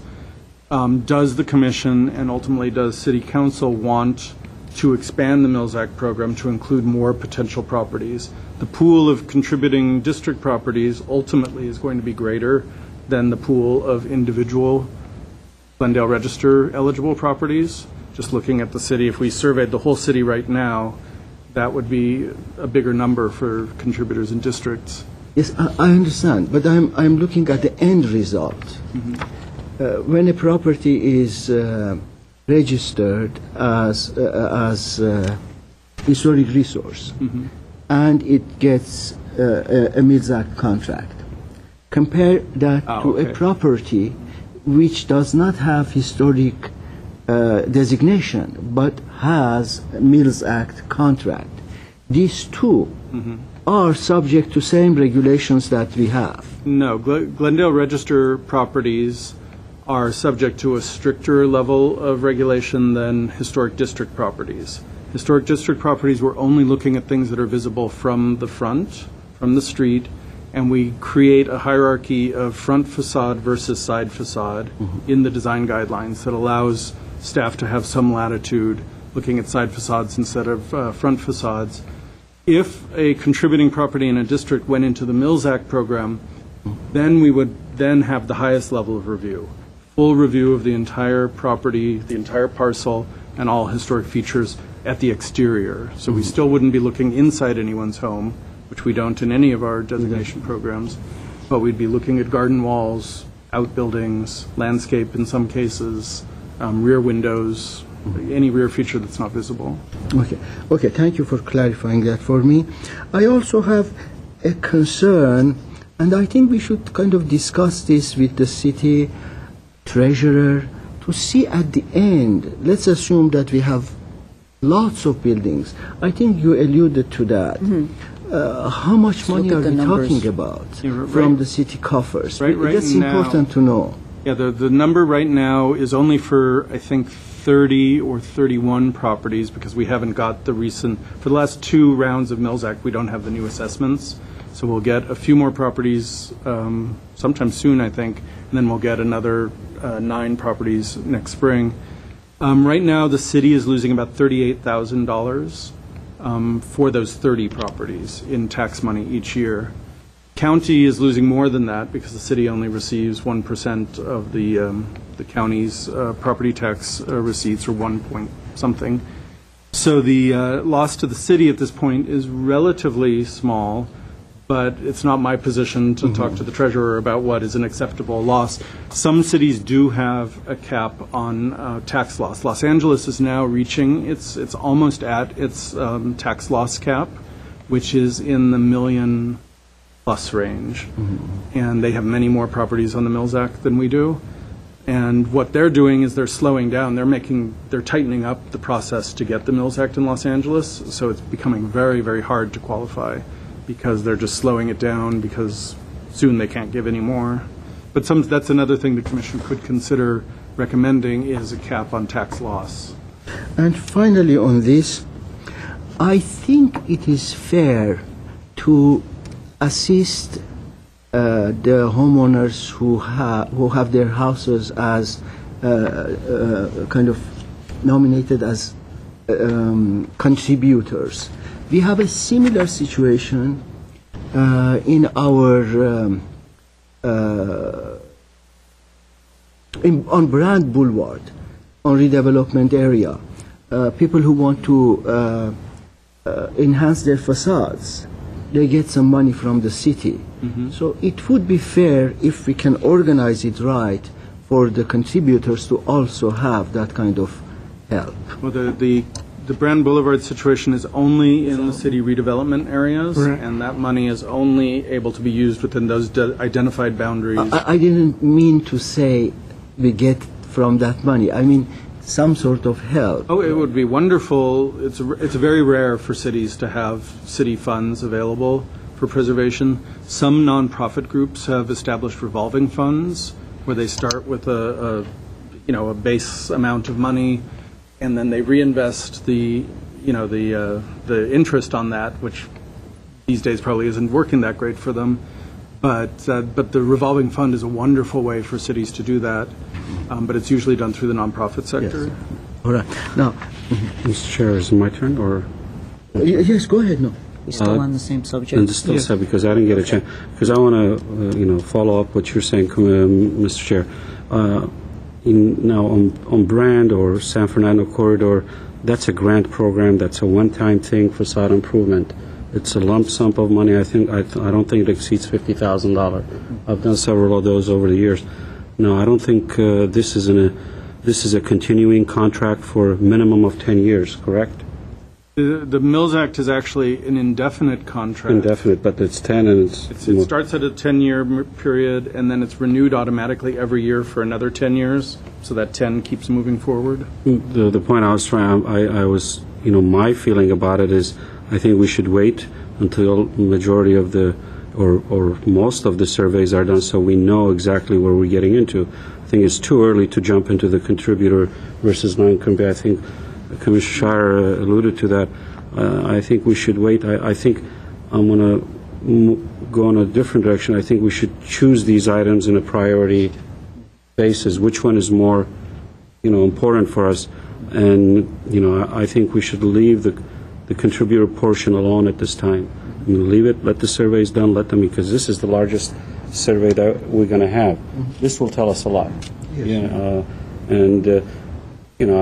And some of these areas that are becoming districts, there are good areas, they're high-end areas, they're not, cheap areas that we designate. Most of these designations that we get, they're over $1 million homes in today's market. So I don't think, we should give them, we should give everybody the same benefit just because they are contributors. We've denied several cases. I think they were at that level, but they didn't get it. Mm-hmm. And I think we should wait for this. That's my feeling about it. Arlene? Yeah. On the comment about the landmarking versus the contributing structure, that's really an interesting area, and I think that there's some value in having people come to this commission with their landmark applications if they, have a good feeling that it's going to be approvable. I think the fidelity of the process is important, and that I wouldn't like to see people coming to the commission, especially a lot of them with landmark applications, because it's a good way for us to generate historical data, and then we have to say no. And one of the things that kind of concerns me is that we've seen, at least in my observation, I've seen some applications that honestly, I had to say, is this really a landmark? Yes, it is it's certainly an exemplary house. It's in fabulous condition. It's intact. But I would hate to see the lines blurred even more between what is a contributing structure and what is a landmark. So, having a big plethora of landmark applications come through that would have to be denied or should be denied by the way our ordinance is written wouldn't be too appealing. I agree that we shouldn't just jump, head first into giving everybody a Mills Act, but I'd like to see, since it's complicated, for Jay and the staff to continue to research the area, because it is complex, and there are probably ways we can differentiate a Mills Act contract for contributing structures versus a Mills Act contract for landmarks. I mean, there's all kinds of stuff out there. Just before I came, I looked on the internet at what different cities are doing, and there are many, many iterations of how the Mills Act situation is handled, and we should at least keep the exploration going on an ongoing basis, because we're concerned about neighborhoods, and landmarking everything I don't think is a way to really generate great community awareness and kind of a cohesive collective spirit of preservation. The neighborhood way seems to be a way to do that. So incentivizing contributing structures seems to make logical sense, but it won't be easy. Mr. Chairman, if I may jump in. I think one of the ways to think about this, and Commissioner Vidor has suggested this, is that the Mills Act contract is one of the many tools that the city has at its disposal to promote preservation. The Glendale Register and historic districts are two other tools that we have available, and they can be combined in potentially in different ways. I think perhaps maybe if we bring this back, whenever the Commission would like to see that, maybe one of the things we can do is try and break down the level of preservation protection that each one of these categories would have. So we could talk about Glendale Register and how that's different than historic district properties versus potentially historic district contributors that also have a Mills Act, because there might be a kind of sort of scale that sort of drops down sort of subtly, but then you could begin to see what the level of preservation protections those types of properties would have. It might help the discussion, I think. Yes, fine. And Yeah, let's- one recommendation I have, just procedurally, for each of these, we've recently adopted the policy that some of the other boards and commissions have of if two commissioners ask for something to be agendized, staff will proceed with that.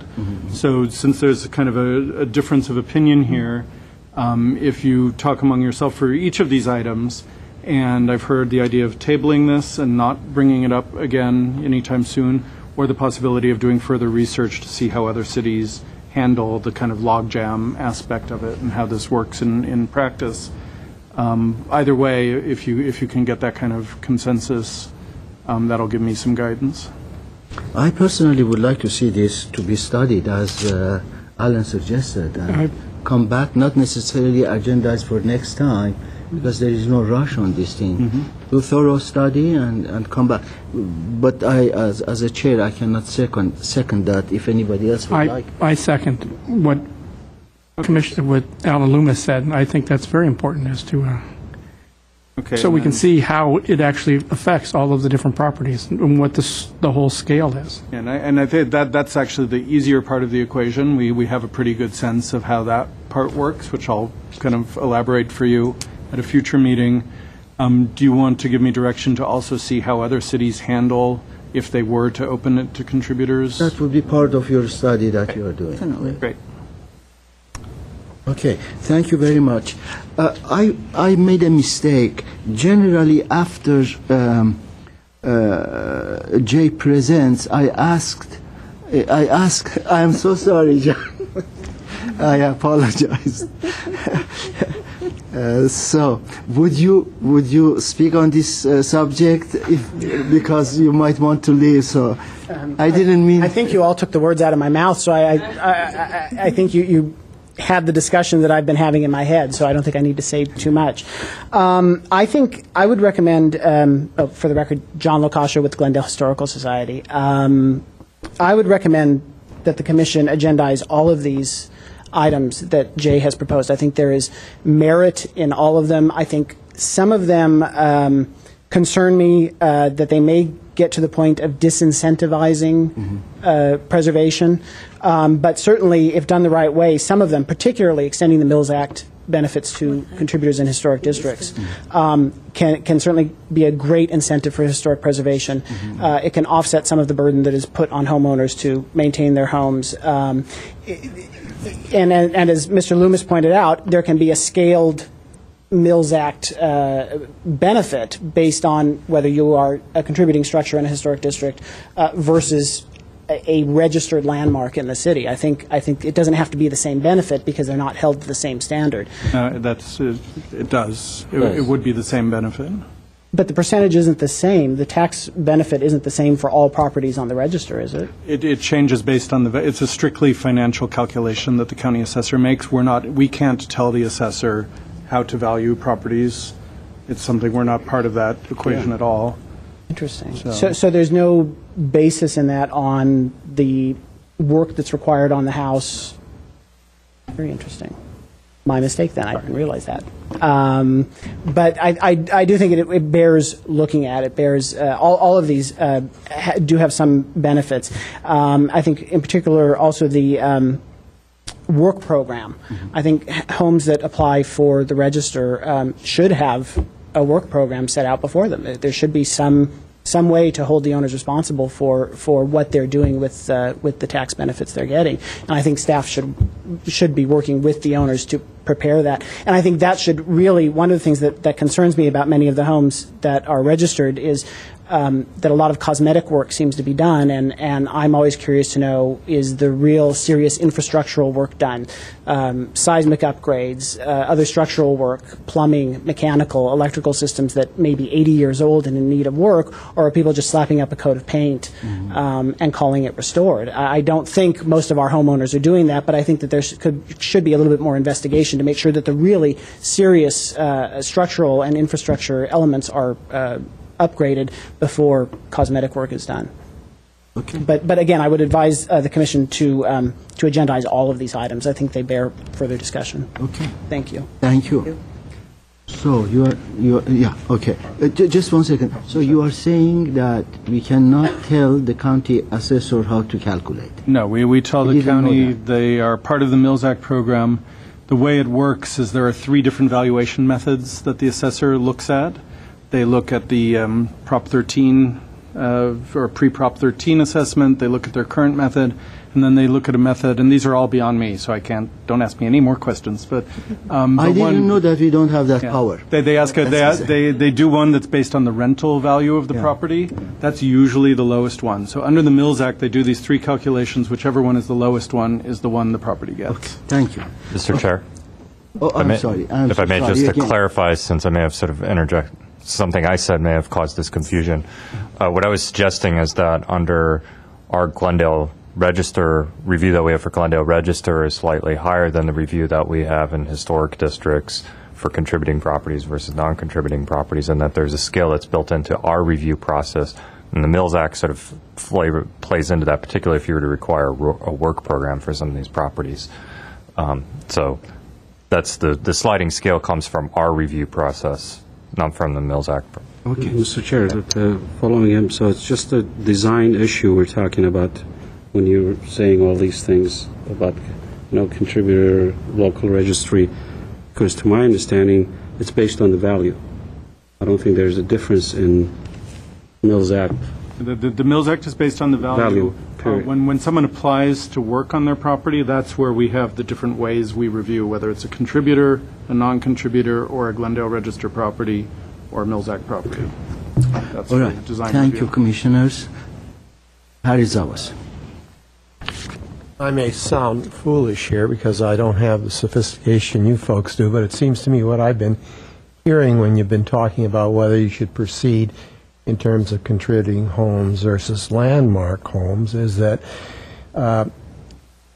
when you're talking about a landmark home, it doesn't necessarily, its appearance isn't necessarily what it can bring to the neighborhood. You could have, for example, assume that for some reason FDR lived in Glendale in a certain house, which is a very ugly house, doesn't have any historical significance in terms of its architecture, how it contributes to the neighborhood, but it seems that that would be a landmark home, quite apart from what it does for the appearance of the neighborhood.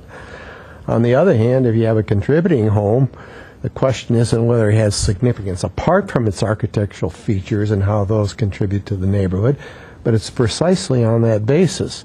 So it seems to me both should be explored, but in my opinion, the thing that's most important, it would seem to me, would be the way that the house contributes to the neighborhood as opposed to its historically significant, because using the title of an old Jack Benny movie, because Washington slept here. Okay, thank you. All right, now, We're going to the second one. do you want to go to the second item? Or you want to ask Jay to come back with all of them as Slowly. John suggested? We could at least do a few of them, Mr. Chair. It's up to you. And, okay. Who would like to start? That's Which one is the second eliminate Eliminate concurrent. Glendale Register from Mills applications. Something to say about Say it louder. Okay, the concurrent application. I've been thinking a lot about this because I really get the feeling, not from everybody, I admire anybody who is willing to embark on landmarking their house and maintaining it, but it's not an entitlement to get the Mills Act. And occasionally, and I have to admit that the bad examples stick out in your mind more than the good stuff. You know, one poison apple can just rot the whole barrel, but I've seen a couple cases where people seem to feel that the Mills Act is a reward for landmarking their house. You know, almost like you get the Nobel Prize and they give you, several $100,000. And I just don't think that it should be viewed that way. That the contract should be very visibly and directly connected to work. There should be some due diligence done, I think, on the people's intentions for the house. And so I'm very much in favor of not having a concurrent application. And I know that may seem like a disincentive, and maybe it is, and we need to discuss it. But I think we really have to make this program have some teeth. And I won't say the name of the house that really got me angry. It was a couple meetings ago, but, you know, it was really a blatant example of people coming in, newly purchased an existing landmark, and didn't seem to have a clue. And I think that we, the Commission and staff, need to do due diligence with landmark owners to make sure they understand what they're getting into and they're willing to ante up. Okay. Thank you. My piece. I agree on it. I think that they shouldn't be concurrent. They should be disconnected, so that you should go for, if you want to go for Glendale Registry, then later on you should have the chance to work for the Mills Act. But I don't think that one follows the other one at all. I think that, you know, you have to show that you really want the Mills Act above and beyond. So, yeah, I concur with Commissioner Vidor on that wholeheartedly. Okay. What I would say on that is currently the Mills application, because they typically come to the City of Glendale together, the Mills application would have to be substantially changed to include, I think, then photos and some of that if it came years later, you wouldn't have that, you know, building information or record like you do currently. And a possibility would be to make that part of the Glendale Register nomination. So from the start, every property that we have this detailed photo record that's keyed. What we ask for now are photos that cover the property. We label them to make sure we know what we're looking at, but we may not get every side facade or every detail. So. Somebody? I do agree with my commissioner. I think we shouldn't, we have it not concurrent to each other, and maybe we should throw in, we should, after we designate it, we should wait and see if the owners are willing, keeping up to par by maintaining this building. If they let it go after that, then they don't deserve the Mills Act. So I think we should look into this a little more detail. Well, one thought of adding the photo requirement to the Glendale Register is that if someone does come after whatever time period you decide, we'll have that baseline record that we'll then use as a very careful comparison to make sure that the people understand, what the requirements are, and we'll be able to tell what they've done. Because we do have wholeheartedly, people have asked for the designation without the Mills Act. We've had several cases like that. If you want to preserve it, you start preserving it, then get the benefit out of it. I have a different take on this thing. When people come for designation, Mills Act and financial rewards is generally a good incentive. I don't think we should take that away from them. And couple of bad apples, I don't think we should affect our decision making and change what we have been doing, and it is apparently successful. We will see people who are kind of taking advantage of that. That's part of human nature, I suppose.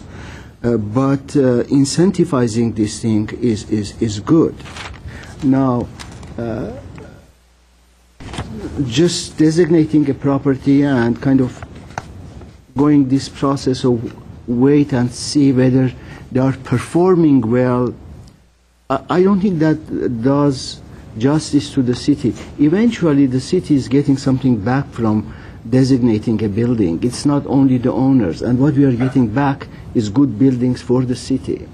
So I am not in favor of separating these two, and I'm in favor of giving the owners all sorts of incentives. Let them be happy with their money. That's okay with me.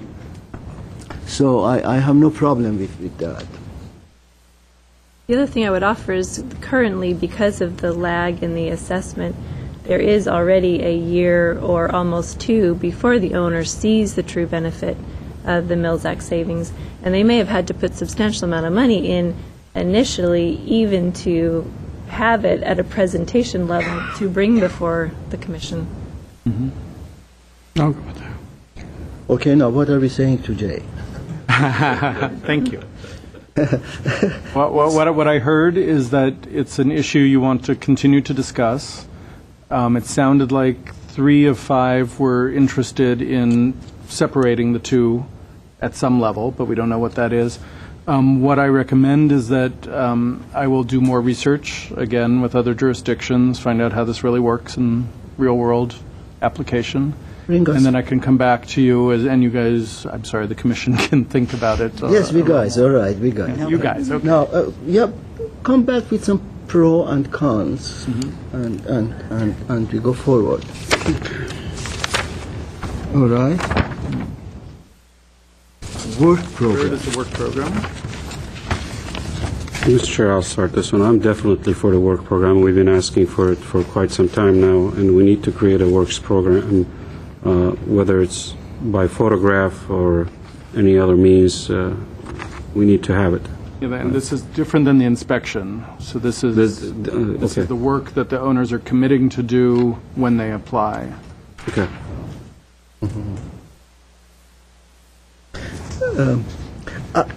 I don't have any problem with that. We should have a work program, but somewhere in one of these items, you are saying that if someone does major remodeling and comes for designation,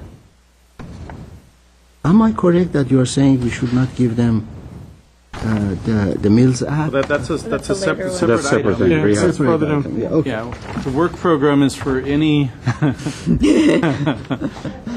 Why are we leaving? We don't get this kind of audience that often. Okay, thank you. Thank you very much. Thank you. Congratulations. It's just Did we bore them? esoteric. Yeah. What's wrong with him? If I knew you were going to stay, I would not have brought up your...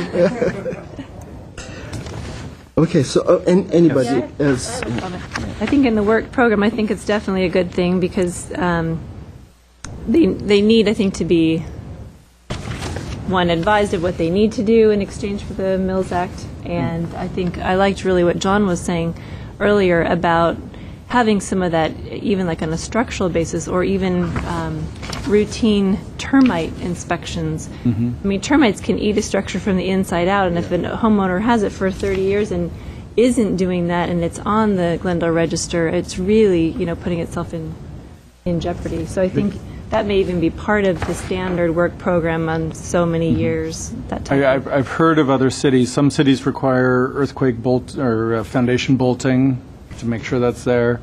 Regular termite reports, and we could find out what basis every 5 years or something seems like would be reasonable. And I think those are the kinds of things we should really be considering, because that's something we can put on a clock and really time everyone. What I was afraid is if the question is, do we make work when work isn't really required? And that's where the things like roof repairs and window replacements probably, unless we know there's a problem at the time of the nomination and the designation, we probably want to let the process itself, work when people come to us for a permit. So You would be working them with the applicant, correct? For whatever needed to be. Each property would be Exactly. individual. There wouldn't be any. And some things I would be able to approve at staff level. Certain things, like you saw the nomination for the replacement of that stained glass window on Cumberland Road, something like that would come to the commission rather than be done at staff level. So what I could do on this one is see what other jurisdictions do, bring back more detailed information, and go from there. All right. Inspection of Mills Act properties. Anybody would like to comment on that? Yeah, it sounds like a really good idea to have some kind of periodic inspection, understanding that that's very resource intensive. I think the frequency has to be looked at. I'm not sure I agree with the idea of self-certification as a means of follow-up. I think maybe it has to be a combination of the two things. if I understood your report correctly, there was an alternative to inspection, and that Yeah. would be like, Which- a self-inspection. I don't remember if that's the term I used. I probably shouldn't have. I don't know if it was. I might have. My come up thought with for that. the photo inspection would be that we would work with the applicants at the beginning of the process, or perhaps at the Glendale Register nomination level, which I think is a great idea, and we would have a record of every view that's required for us to really see what's happening at the house as much as possible. Right. And then every year or every 2 years, the applicants would be on a timeline to submit new photos taken that I would actually, or staff would actually review, comparing the first set with the second set. So we'd have this ongoing kind of comparison point. Okay. So all they would be doing is photographing according to a set kind of group of photos that we need. And then if we saw that there were problems or if we had questions, then we would arrange for, the Mills Act contract has built into it that owners have to give us access to the site with, I can't remember, 48 hours notice or something like that. So we have a built-in ability to inspect the sites. Okay. Please, Yeah, I'm sorry. and I don't know if this is even feasible, but when you talk about inspection, is that, one or two people who now would be considered the people who would be doing the inspections? Because if you could draw on a larger pool of inspectors, kind of like, I used to be involved in inspections of something professionally where I was not part of the inspection team, but my expertise was drawn on, and other people as well, so that you can bring people in to the program and maybe involve more people in the city on a less frequent basis? The question would be, under the contract, the city is granted access, not the private community. What we're doing... I didn't mean the private community. I meant city employees. Yeah, and what we're doing, just in general, and you should know, we're trying to cross-train many of our planning staff so that there's an understanding of the preservation process at many different levels among staff. So you've seen, Manny Valenzuela has given many presentations here, but you've also seen other staff members come in. Rather Duong is a current planner who's going to be working on the Rossmoyne district. He was in the audience today. So that's definitely something we want to do, and it's great to give people the experience of getting their eyes on a building and really... Could you involve people from other departments, or is everybody in the planning department who would even remotely be... Well, now we're the community planning you've department. you've reorganized, so it's quite possible that neighborhood services inspectors, possibly Being building and inspector. safety inspectors. I don't want to go anywhere. Right, no, but I was just I don't- hypothetically. Yeah, no, there's definitely the possibility that it's really important that we all understand each other's jobs, because I get questions about building and safety issues a lot that, I can't necessarily answer and probably shouldn't answer in many cases, but I think the more experience we have, the better, so. But I think it's unlikely we'll be asking our accountants to go out. Yeah, no. And I wasn't suggesting that. But our commissioners, perhaps. Possible. Any other comments on this? No. I'm for it, Mr. Chair, so. Yeah, I'm for it. I have one quick comment. Yes, please. Yeah, I'm for it. I was thinking that a physical inspection, at least maybe every 3 years, would be required, even if you want photographs, every 2 or something in between. But I think too much time going without a physical inspection, may leave us in a bad spot. Okay, and again, I'll look at other jurisdictions, make recommendations, including that. I would also think add any property transfer. That might be a good time to inspect also. My question is the following. Are you satisfied that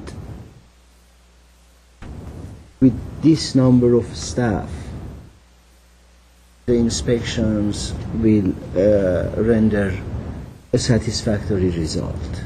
And I think this was, the section of the report where I made an estimate of how much time it might take per property, and it was looking like it was going to be about a week.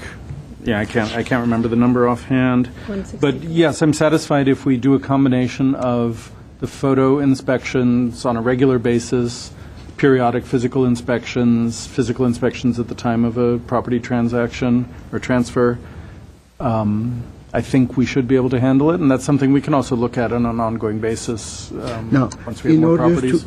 in order to ask photographs and kind of every year or every 2 years for owners to bring. Do we have to ask the city council to approve that as an ordinance, or we just can do it? That's a question I'm going to take to the city attorney. I'm going to compile a list. A lot of these things will have to go to the city attorney. Yeah.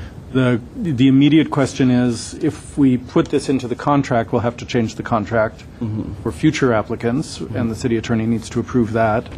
The other question is, can we go back and ask for this? What I think we'll be able to do, because we do have the ability to inspect written into the contract, by doing it with photographs and putting more of that burden on the applicant, it actually makes it more convenient for them as well as for us. Possibly it will be something that no one objects to, but we'll have to see how that works. But in general, all of these things, whether it's a written change to the contract or a change in how we administer the existing contracts, we're going to take at minimum to the city attorney and probably take the full package once we get everything resolved here to city council to get final buy-in. Okay. All right. Chairman and Marion? Yes. Some of these things may be a matter of administrative policy as practiced in the planning department, the community planning department. Some of them may be ordinance changes.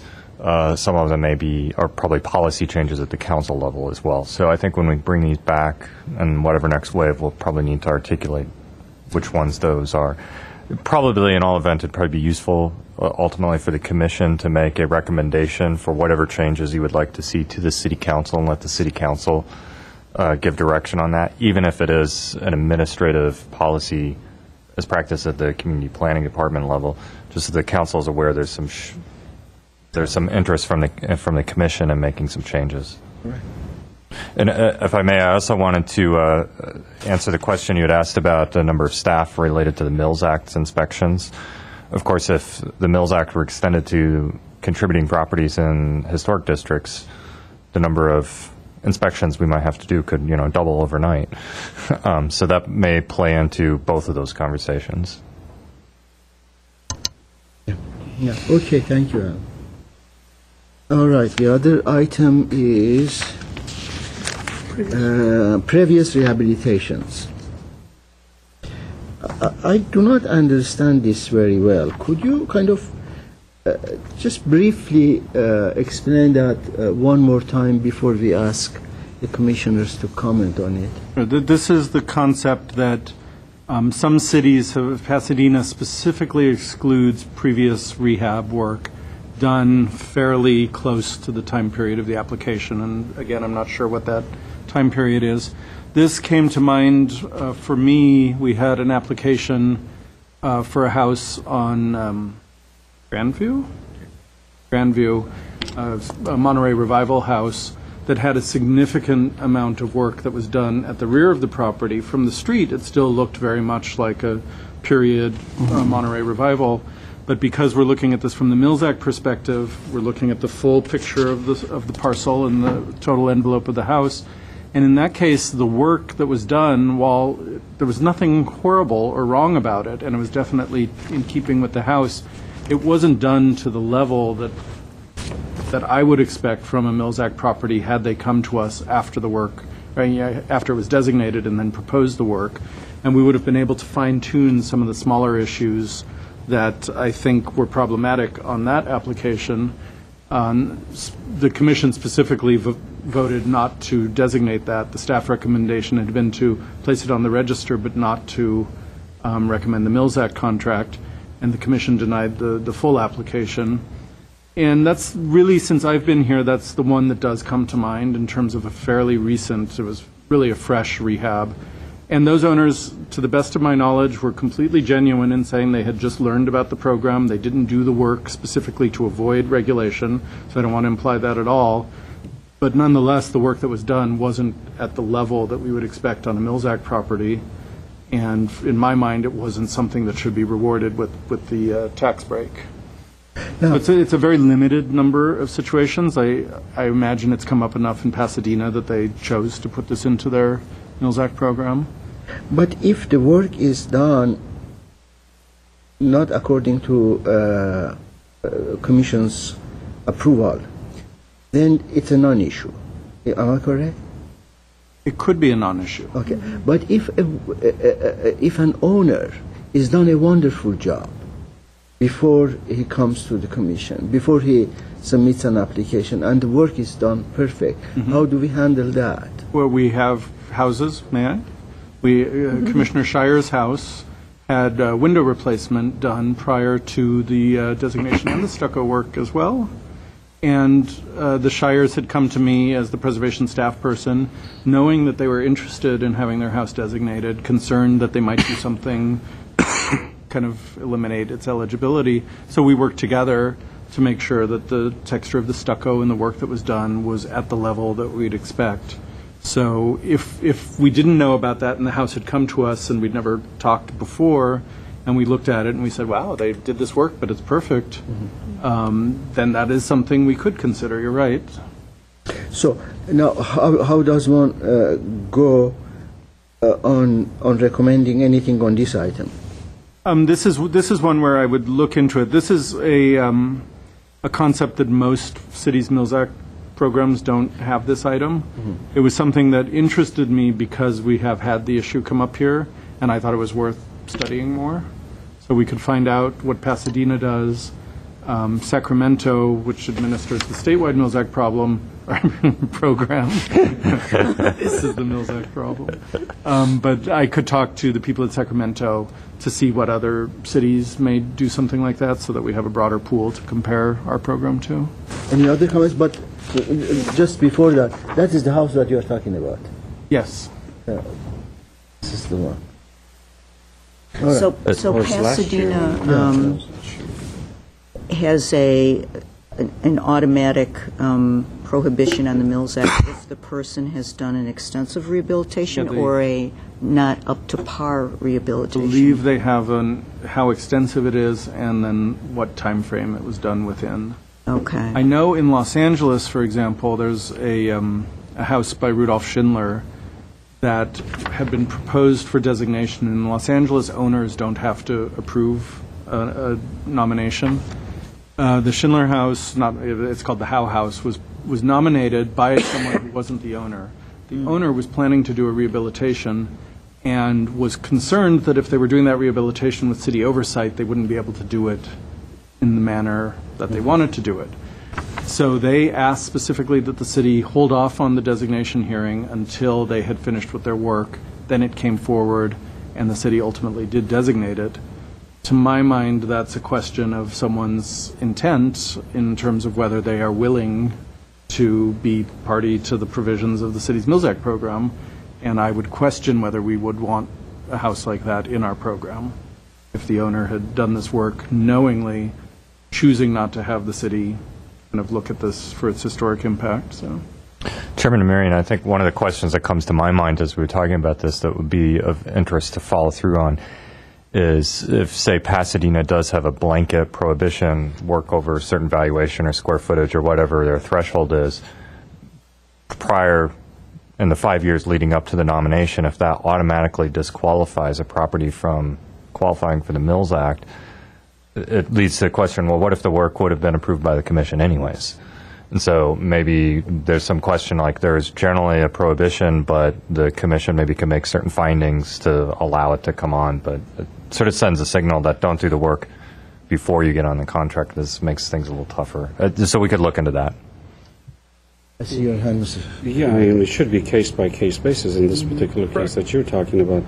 And I think also we should look at the percentage issue, how much work you're doing.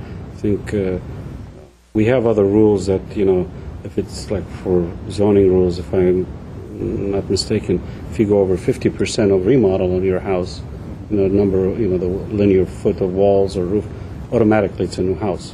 So I think we should look at those percentages and see. With a lower number. With a lower number, definitely, because then it will be a new house. So I think we should look at the percentage of the amount of work that is going to be done on it, or maybe like Mr. Luna said, is, you know, the evaluation on the dollar value, how much work they're doing. Okay. No. Yeah, I would just make a comment. I personally don't feel that this is necessarily relevant to add these types of restrictions, because oftentimes if it's a new homeowner and they're just beginning to be educated on this process, they either may need to do things right away, and again, if it's a passionate, you know, historic preservationists, they're going to do it right or come seek you out and seek your advice. I don't necessarily think that we need to exclude homes or properties that have been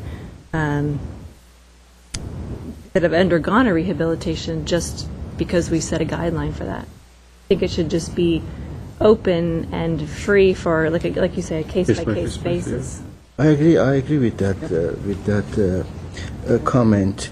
If it is done well, then so be And it. it's done well. Yeah. So my direction on this one is we won't discuss this one again, and we'll consider things case by case. Case based, yeah. Correct. We might discuss it again. Don't I'm not bringing it back may. unless I hear but from you. not for If now. I may, Mr. Chair, the house on Mountain, that castle-looking, the English, they've done a lot of work before they came to us, but it was done, you know, The one on Mountain, which one is which that? is right above Jackson or Geneva, right? It's on, Geneva. yeah, It's the the English one that looks like the Norman. with a Norman, right? Yeah. I mean, they've done a wonderful job on it. We didn't question the fact that they did it before they came to us. All right. Although they did very little work on the Outside? street facades. There was a kind of a second floor bathroom, a small kind of addition that had been made. But they also refreshed the whole, you know, they. Oh, sure, yeah. I mean, that's they great. really got it clean it to today's. But I think we should keep it at case-by-case basis. All right.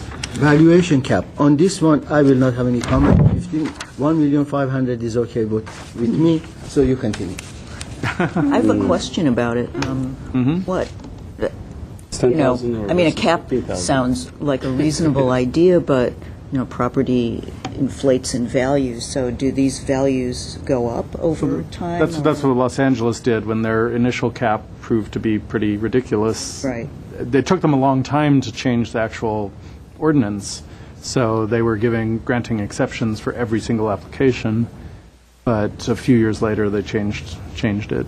It's something that we could build into it also, or we could build in a periodic reevaluation of property values and have a percentage cutoff if you were interested in that. I think the more important thing for the discussion at this point is it good policy for the city in terms of the use of tax dollars? There's the argument that, you know, we should not be giving people who have $3 million to buy a house more money to maintain that house when there are people who can't afford their one-bedroom apartment. There's also the idea that people are, you know, house rich and cash poor and may just be sitting on something that is worth a lot but not have enough money to really rehabilitate or keep it maintained at the level we expect. So it's kind of a balancing act between these poles. This was put on primarily, not that we've had any serious problems. Most of our houses fall below 1.5 million, and I don't have it with me. I think 12 of the 41 You have it on your properties. report. Do I have it? Yeah.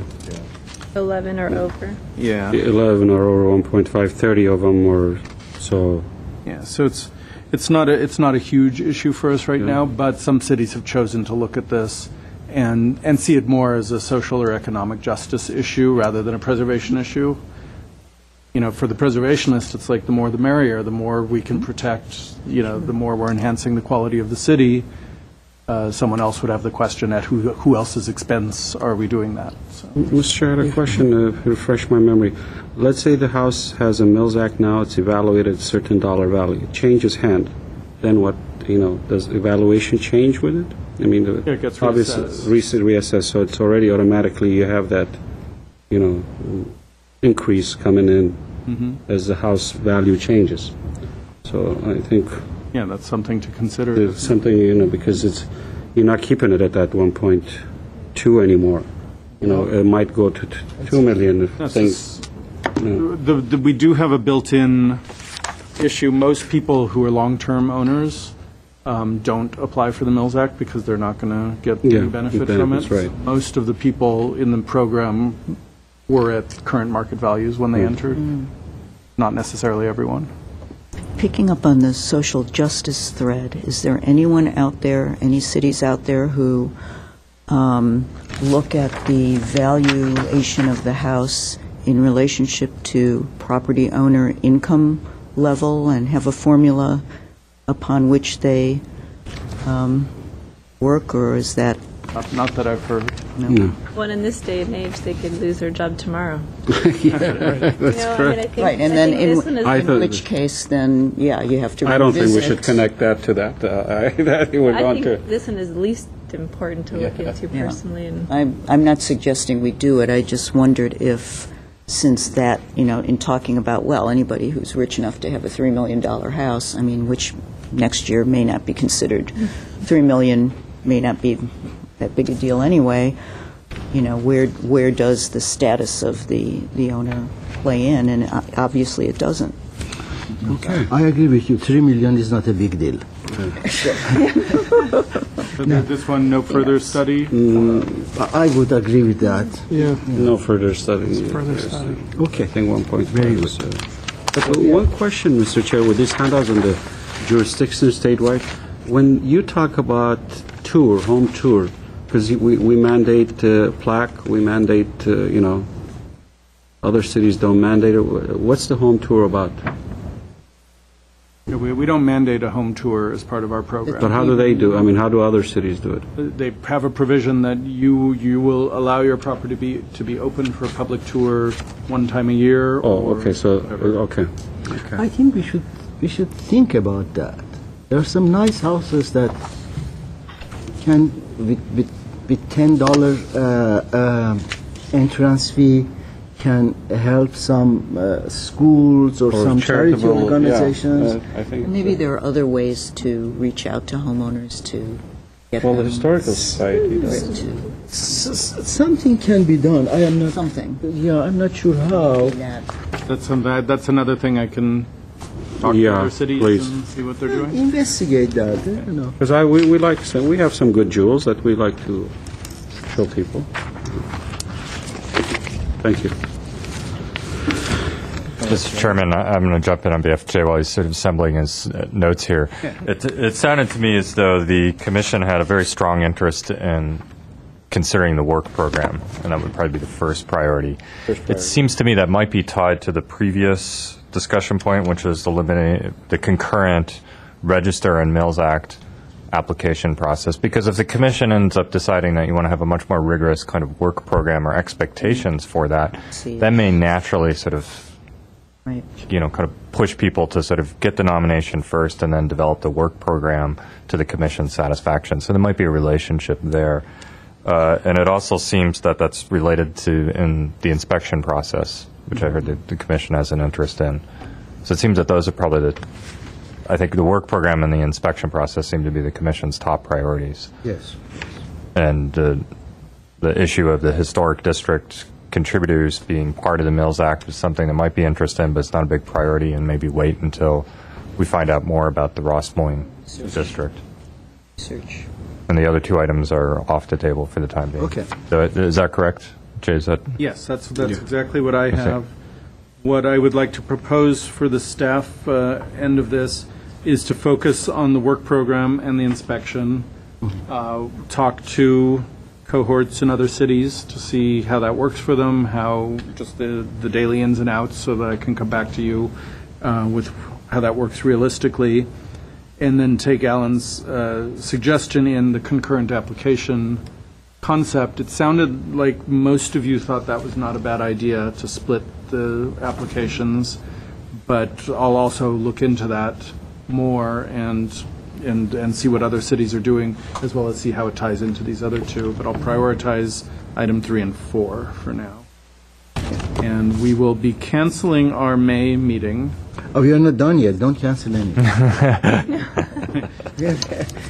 I'll tell you, this will come back the earliest in June. So Okay. May meeting is canceled. May meeting is canceled.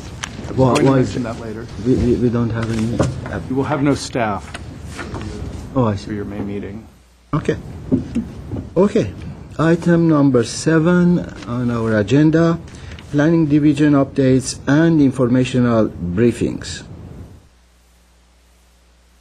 The first item is based on a request by Commissioner Vidor at a previous meeting to come up with a list of policy issues that the Commission wants to discuss either on an ongoing basis or to prioritize issues as they come up. So, Oh, okay. Well, I wasn't sure if you were, I kind of thought you were going to present what you thought were our priorities, or did you just want me to say things and get input from I thought you had people? ideas. Yes, I did. We do I have a running list from but I previous meetings that we've been trying to add as we can, because we have to keep our meetings to 3 hours at this point. For example, 7B is one of those items about minimum age for properties. Another question that we'll be discussing is replacement roofing materials, specifically relating to replacing wood shake on Tudor houses or other houses that may have had wood Those are shake good. roofs. Okay. So this will be a list that we'll bring into our agendas. Unless there's a high priority, we'll bring it in as the space is available. Yeah, I was under the impression that we were going to see what the current existing list was, because I didn't want to reinvent the wheel or, Yeah, you know. and the current existing list is not, I think there's one other item that's not coming to mind. Okay. But it was roof materials, the age of buildings. Age, and- Several months ago, we talked about regulation of color, and I shared with the commission what our current policies are, and didn't hear that there was any decision to change the way we currently look at that. So, to best of my knowledge, that's the full list right Okay. now. I think we added one more, like the building permits on the legal, Oh, right. the I'm sorry, legalization of additions on designated buildings, Yeah, the- or coming up for designation. That was one of my main concerns. But going back to A, I thought it was policy is like to have two commissioners, an item comes up by a commissioner, and we have to have two at least, support it, then we put it on the agenda. I thought that's what this meant. Isn't that what Yeah, this? we had already made that. Okay. We made that decision several months ago. Okay. What I think we can take this, since I misunderstood that there's an expectation, I thought this would be an opportunity for the commissioners to give me other issues that they were Right. interested in putting on the list. To get on that list, we'll need to have Yes. buy-in concurrence from one other commissioner at least. Okay. So the list that I have right now is roof materials for replacement roofs, researching the building permit history when we have additions or changes made to buildings that we don't have a permit history for that come to the Glendale Register process. And that's something we'll talk to the city attorney about also, as well as Building and Safety Department, to kind of make sure our policies are, in line with other city agencies. And then the third was the issue, which maybe we should put as first, was consideration of the minimum age for properties. Okay. That I still like to see. What's that? I still like to see that one. That we're talking about today. Yeah. Okay. Item number, Is there anything else to add to that? Yeah, I mean, I guess I was on a completely different planet, unfortunately, when I made the suggestion, because some of the things that I thought we could discuss were much more, I guess, strategic and overarching issues related to, how the commission does its business, the commission's involvement in the community, certain outreach programs that I guess I was hoping the commission could maybe pursue at some point in terms of how we communicate and disseminate information to the public. So I was on a different wavelength, and, so some of the things that I wanted to discuss don't sound too much like these other things, which are all very relevant and important. But the list can have anything. Okay. so. Well, these were some of the things that were on my mind, and I just would like to hear what my fellow commissioners think of them. One, I think, could we get the concept of a citywide historic survey on the radar screen? I realize that, this isn't a good time to budget for anything quite that grandiose, but citywide historic surveys are often done in phases anyway. Oh, everybody's shaking their head no. Okay. Oh, no. Totally unrelated. Totally different. All right. The concept is... We're just trying to decide how to respond to you. Oh, I see. Whether Okay. to Yeah. respond to you or just let you All right, finish your well, list. I'm just saying these things, and you can, pelt me with tomatoes when I'm done. The second one was commercial buildings. It seems like we're really gung-ho and we're going very full steam on residential property, but, I know that you look at and take data from the public on important residential properties and buildings in the community that aren't designated, but there are quite a few really significant commercial buildings that aren't designated, and I guess the idea of developing some kind of a program, or even if it's just a one-off thing, to bring owners of commercial buildings into the fold of understanding the whole historic landmarking program, and maybe even the districting program too. And, I know that the Historical Society is planning to do some things, and it's wonderful. And I think the city should have an involvement in that. I don't see that as advocacy. I see that as information dissemination, which is, a different thing. And then also, on the same note, undesignated historic areas, such as what used to be known as the East Harvard District, which is now completely destroyed for the most part, and the Riverdale District, which is a district that has been surveyed and identified as something of interest, but, do the people in the community know of these things? And it would be interesting if we could somehow make those people who are living there involved, so that we don't have situations, again, like we've had with so many of the surveyed historic districts that have now been destroyed. And this goes right back to the Mills Act thing, outreach to new landmark owners with like a package of the incentives, the availability of tour opportunities, not necessarily mandating that they do it, but kind of like an orientation, maybe, to being the owner of a landmark. Jay's cell phone number. Well, I mean, that's it's public information, just- so I don't think it's an invasion of privacy to talk to somebody about their landmark. So rather than doing outreach just to new landmark owners, one of my goals for this year, which will probably be more realistically a fall goal, is to establish a newsletter that will go out to all property owners in historic districts of Glendale Register properties. I'm not sure how big or what the format would be. The goal of this would be to remind people, like you have one of these properties, to give them the basic information, and then to kind of have nice updates about, what's happening, what's the commission, what kind of decisions, what are some of the new designations. But the real goal would be to make sure that everyone on a regular basis, whether it's quarterly, biannually, is getting this in their mailbox and being refreshed. So. Okay, that's good.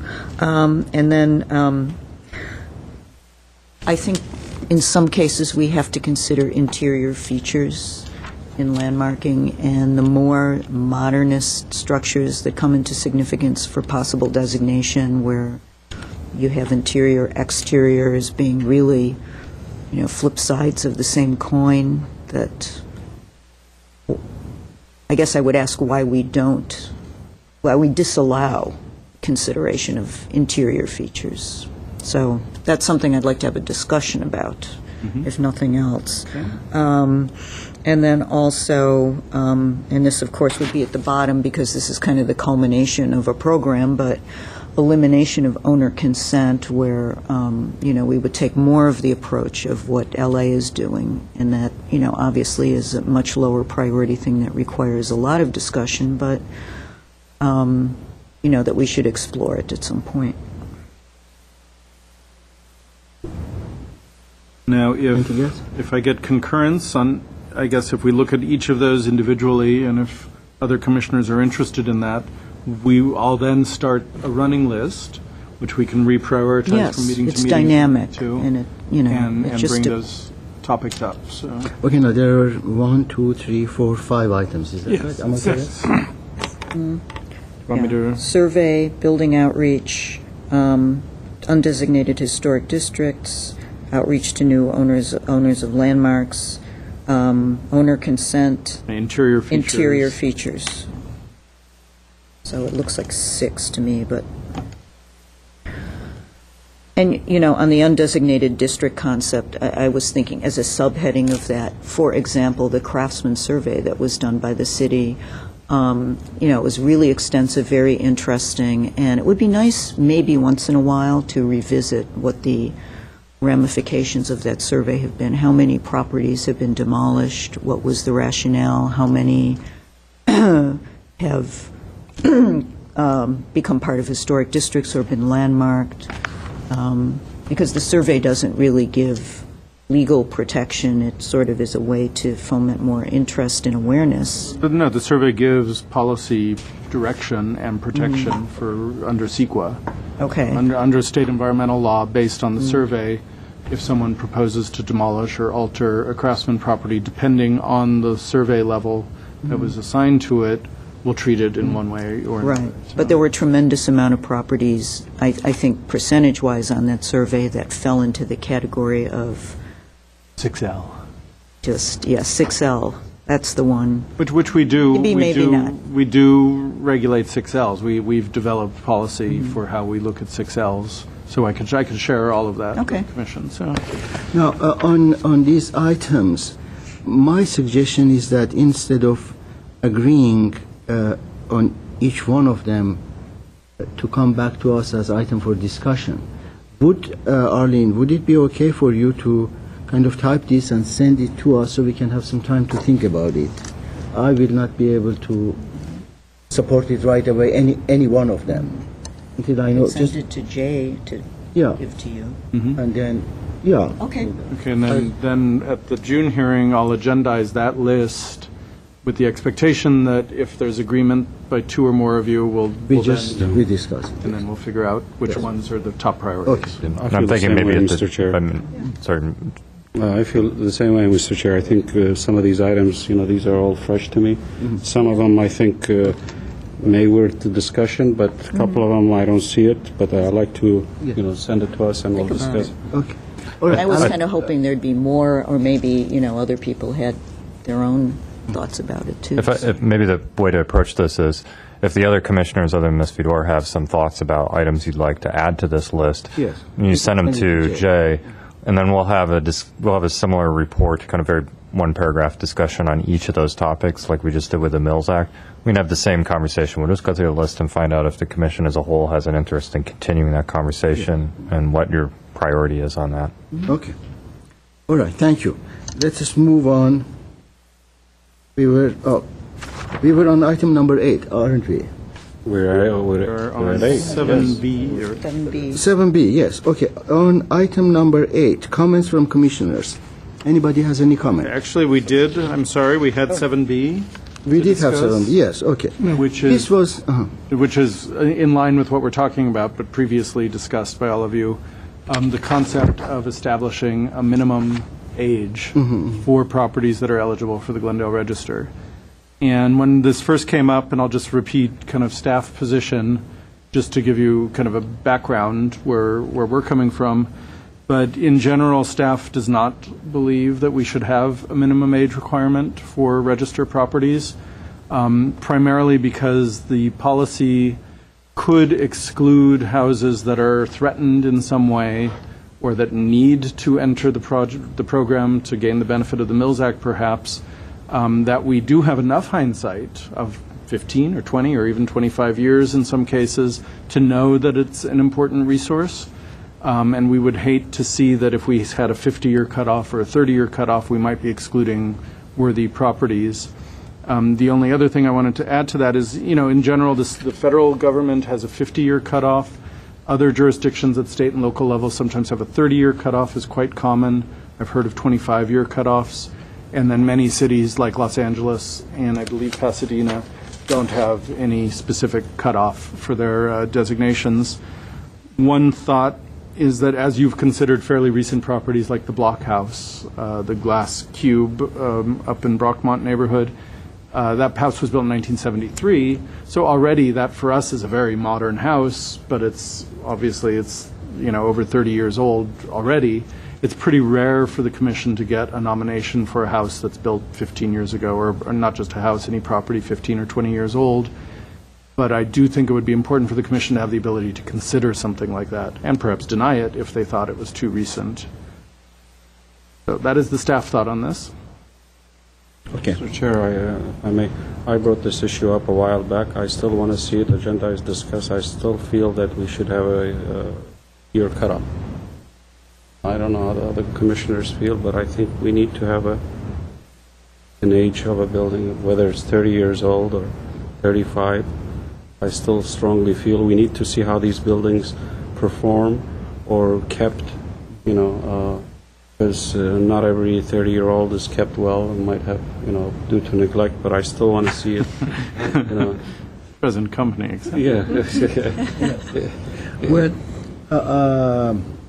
does anybody else want to see this to be discussed? I'll second it. It right. can't hurt talking about it. Yes. All right. Would you please agendize this? It actually is on the agenda today. If you want to talk about it today, it's been publicly noticed, and Yeah, it says commission consideration. Yeah, it's if good you- to know how to read English. It says Yes. well. If you want to discuss that, can we take a 5-minute break?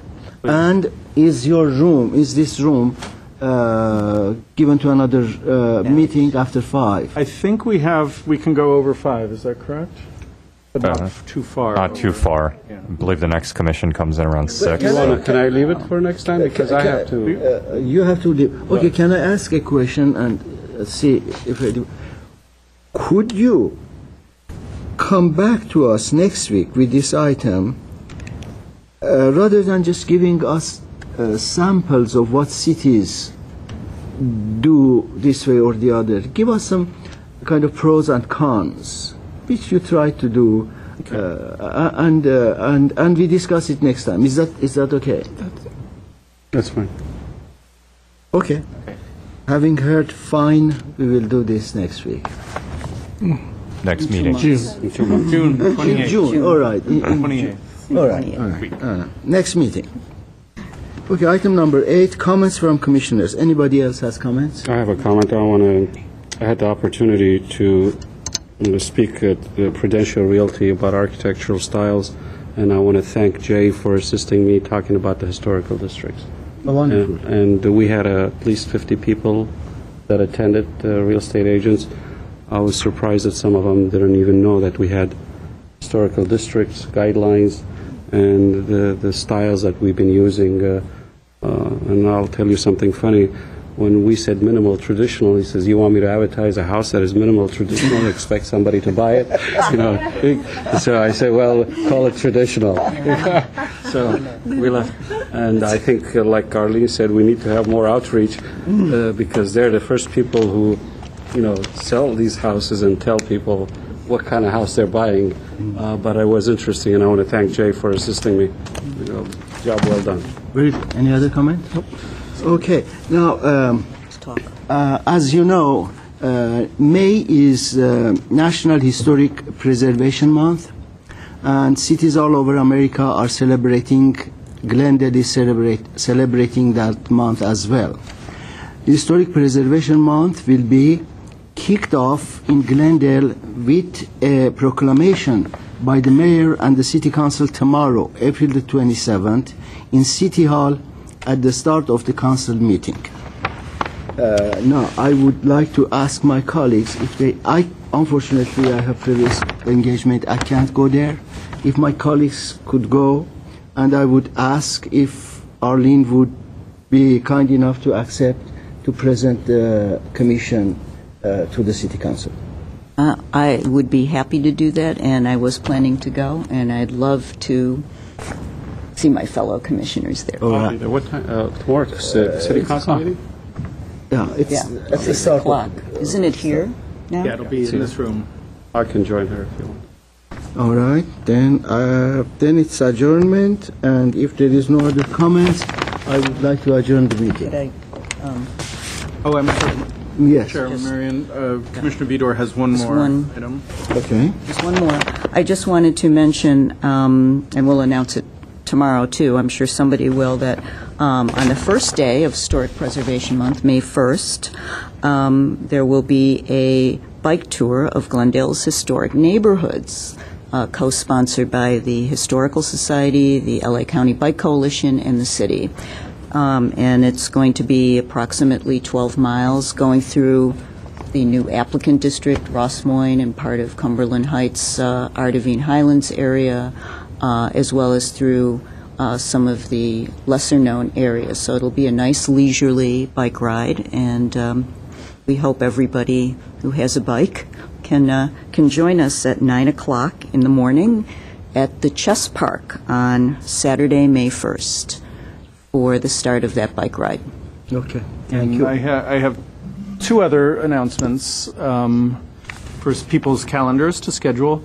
If you haven't heard, the city is going to be holding the grand opening for the Glendale Heritage Garden at the corner of Cedar and Harvard. And this is a wonderful preservation success story in Glendale.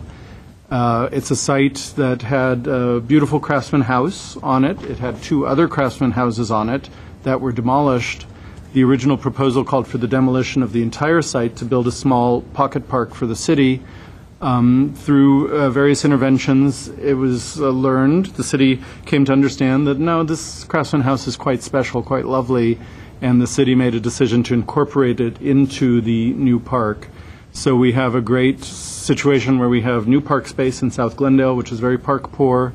We have a beautifully preserved craftsman house, which city architect Lila Patar was responsible for, which I believe looks really great. And so on May 1st, on Saturday, also at 10:30 a.m., is going to be an opening ceremony for the park. If people can't make that, there's a Glendale Historical Society presentation on Monday evening, May 3rd at 7 p.m., which is going to have several facets. It's going to have a tour of the house led by Lila Batar. It's going to have a tour of the gardens, beautiful gardens, designed by Melinda Taylor. And then there will be a presentation on Glendale's craftsman architecture by yours truly. It will be sponsored by the Glendale Historical Society, 7 o'clock on Monday evening, May 3rd. Okay, May 1st at 10 a.m. is the opening. Is the opening of the park. And then... 10:30. 10:30. All right, then the other two dates were... The same date, May 1st, the history ride begins at... Chess Park. The history ride begins at 9. Yeah. We'd like to have everybody there by 9 because you have to check in. So if you ride a bike, you should prioritize going to the history ride and then coming to Heritage Park on the 3rd. Now, on Heritage Park, there was another activity there. Which was that? There's the city grand opening on Saturday, and then there's the Glendale Historical Society open house and tour and presentation on Monday, the 3rd at 7:30 p.m. Okay. 7 p.m. I'm jealous. At My Cedar colleagues have and a card invitation. How come we didn't get one? What invitation? On the Heritage Garden. Well, I feel neglected. That's okay. That's okay. We'll make Now- you a copy. All right. All right, thank you. I'd like to adjourn the meeting. Anybody wants to stay longer? No? The meeting is adjourned.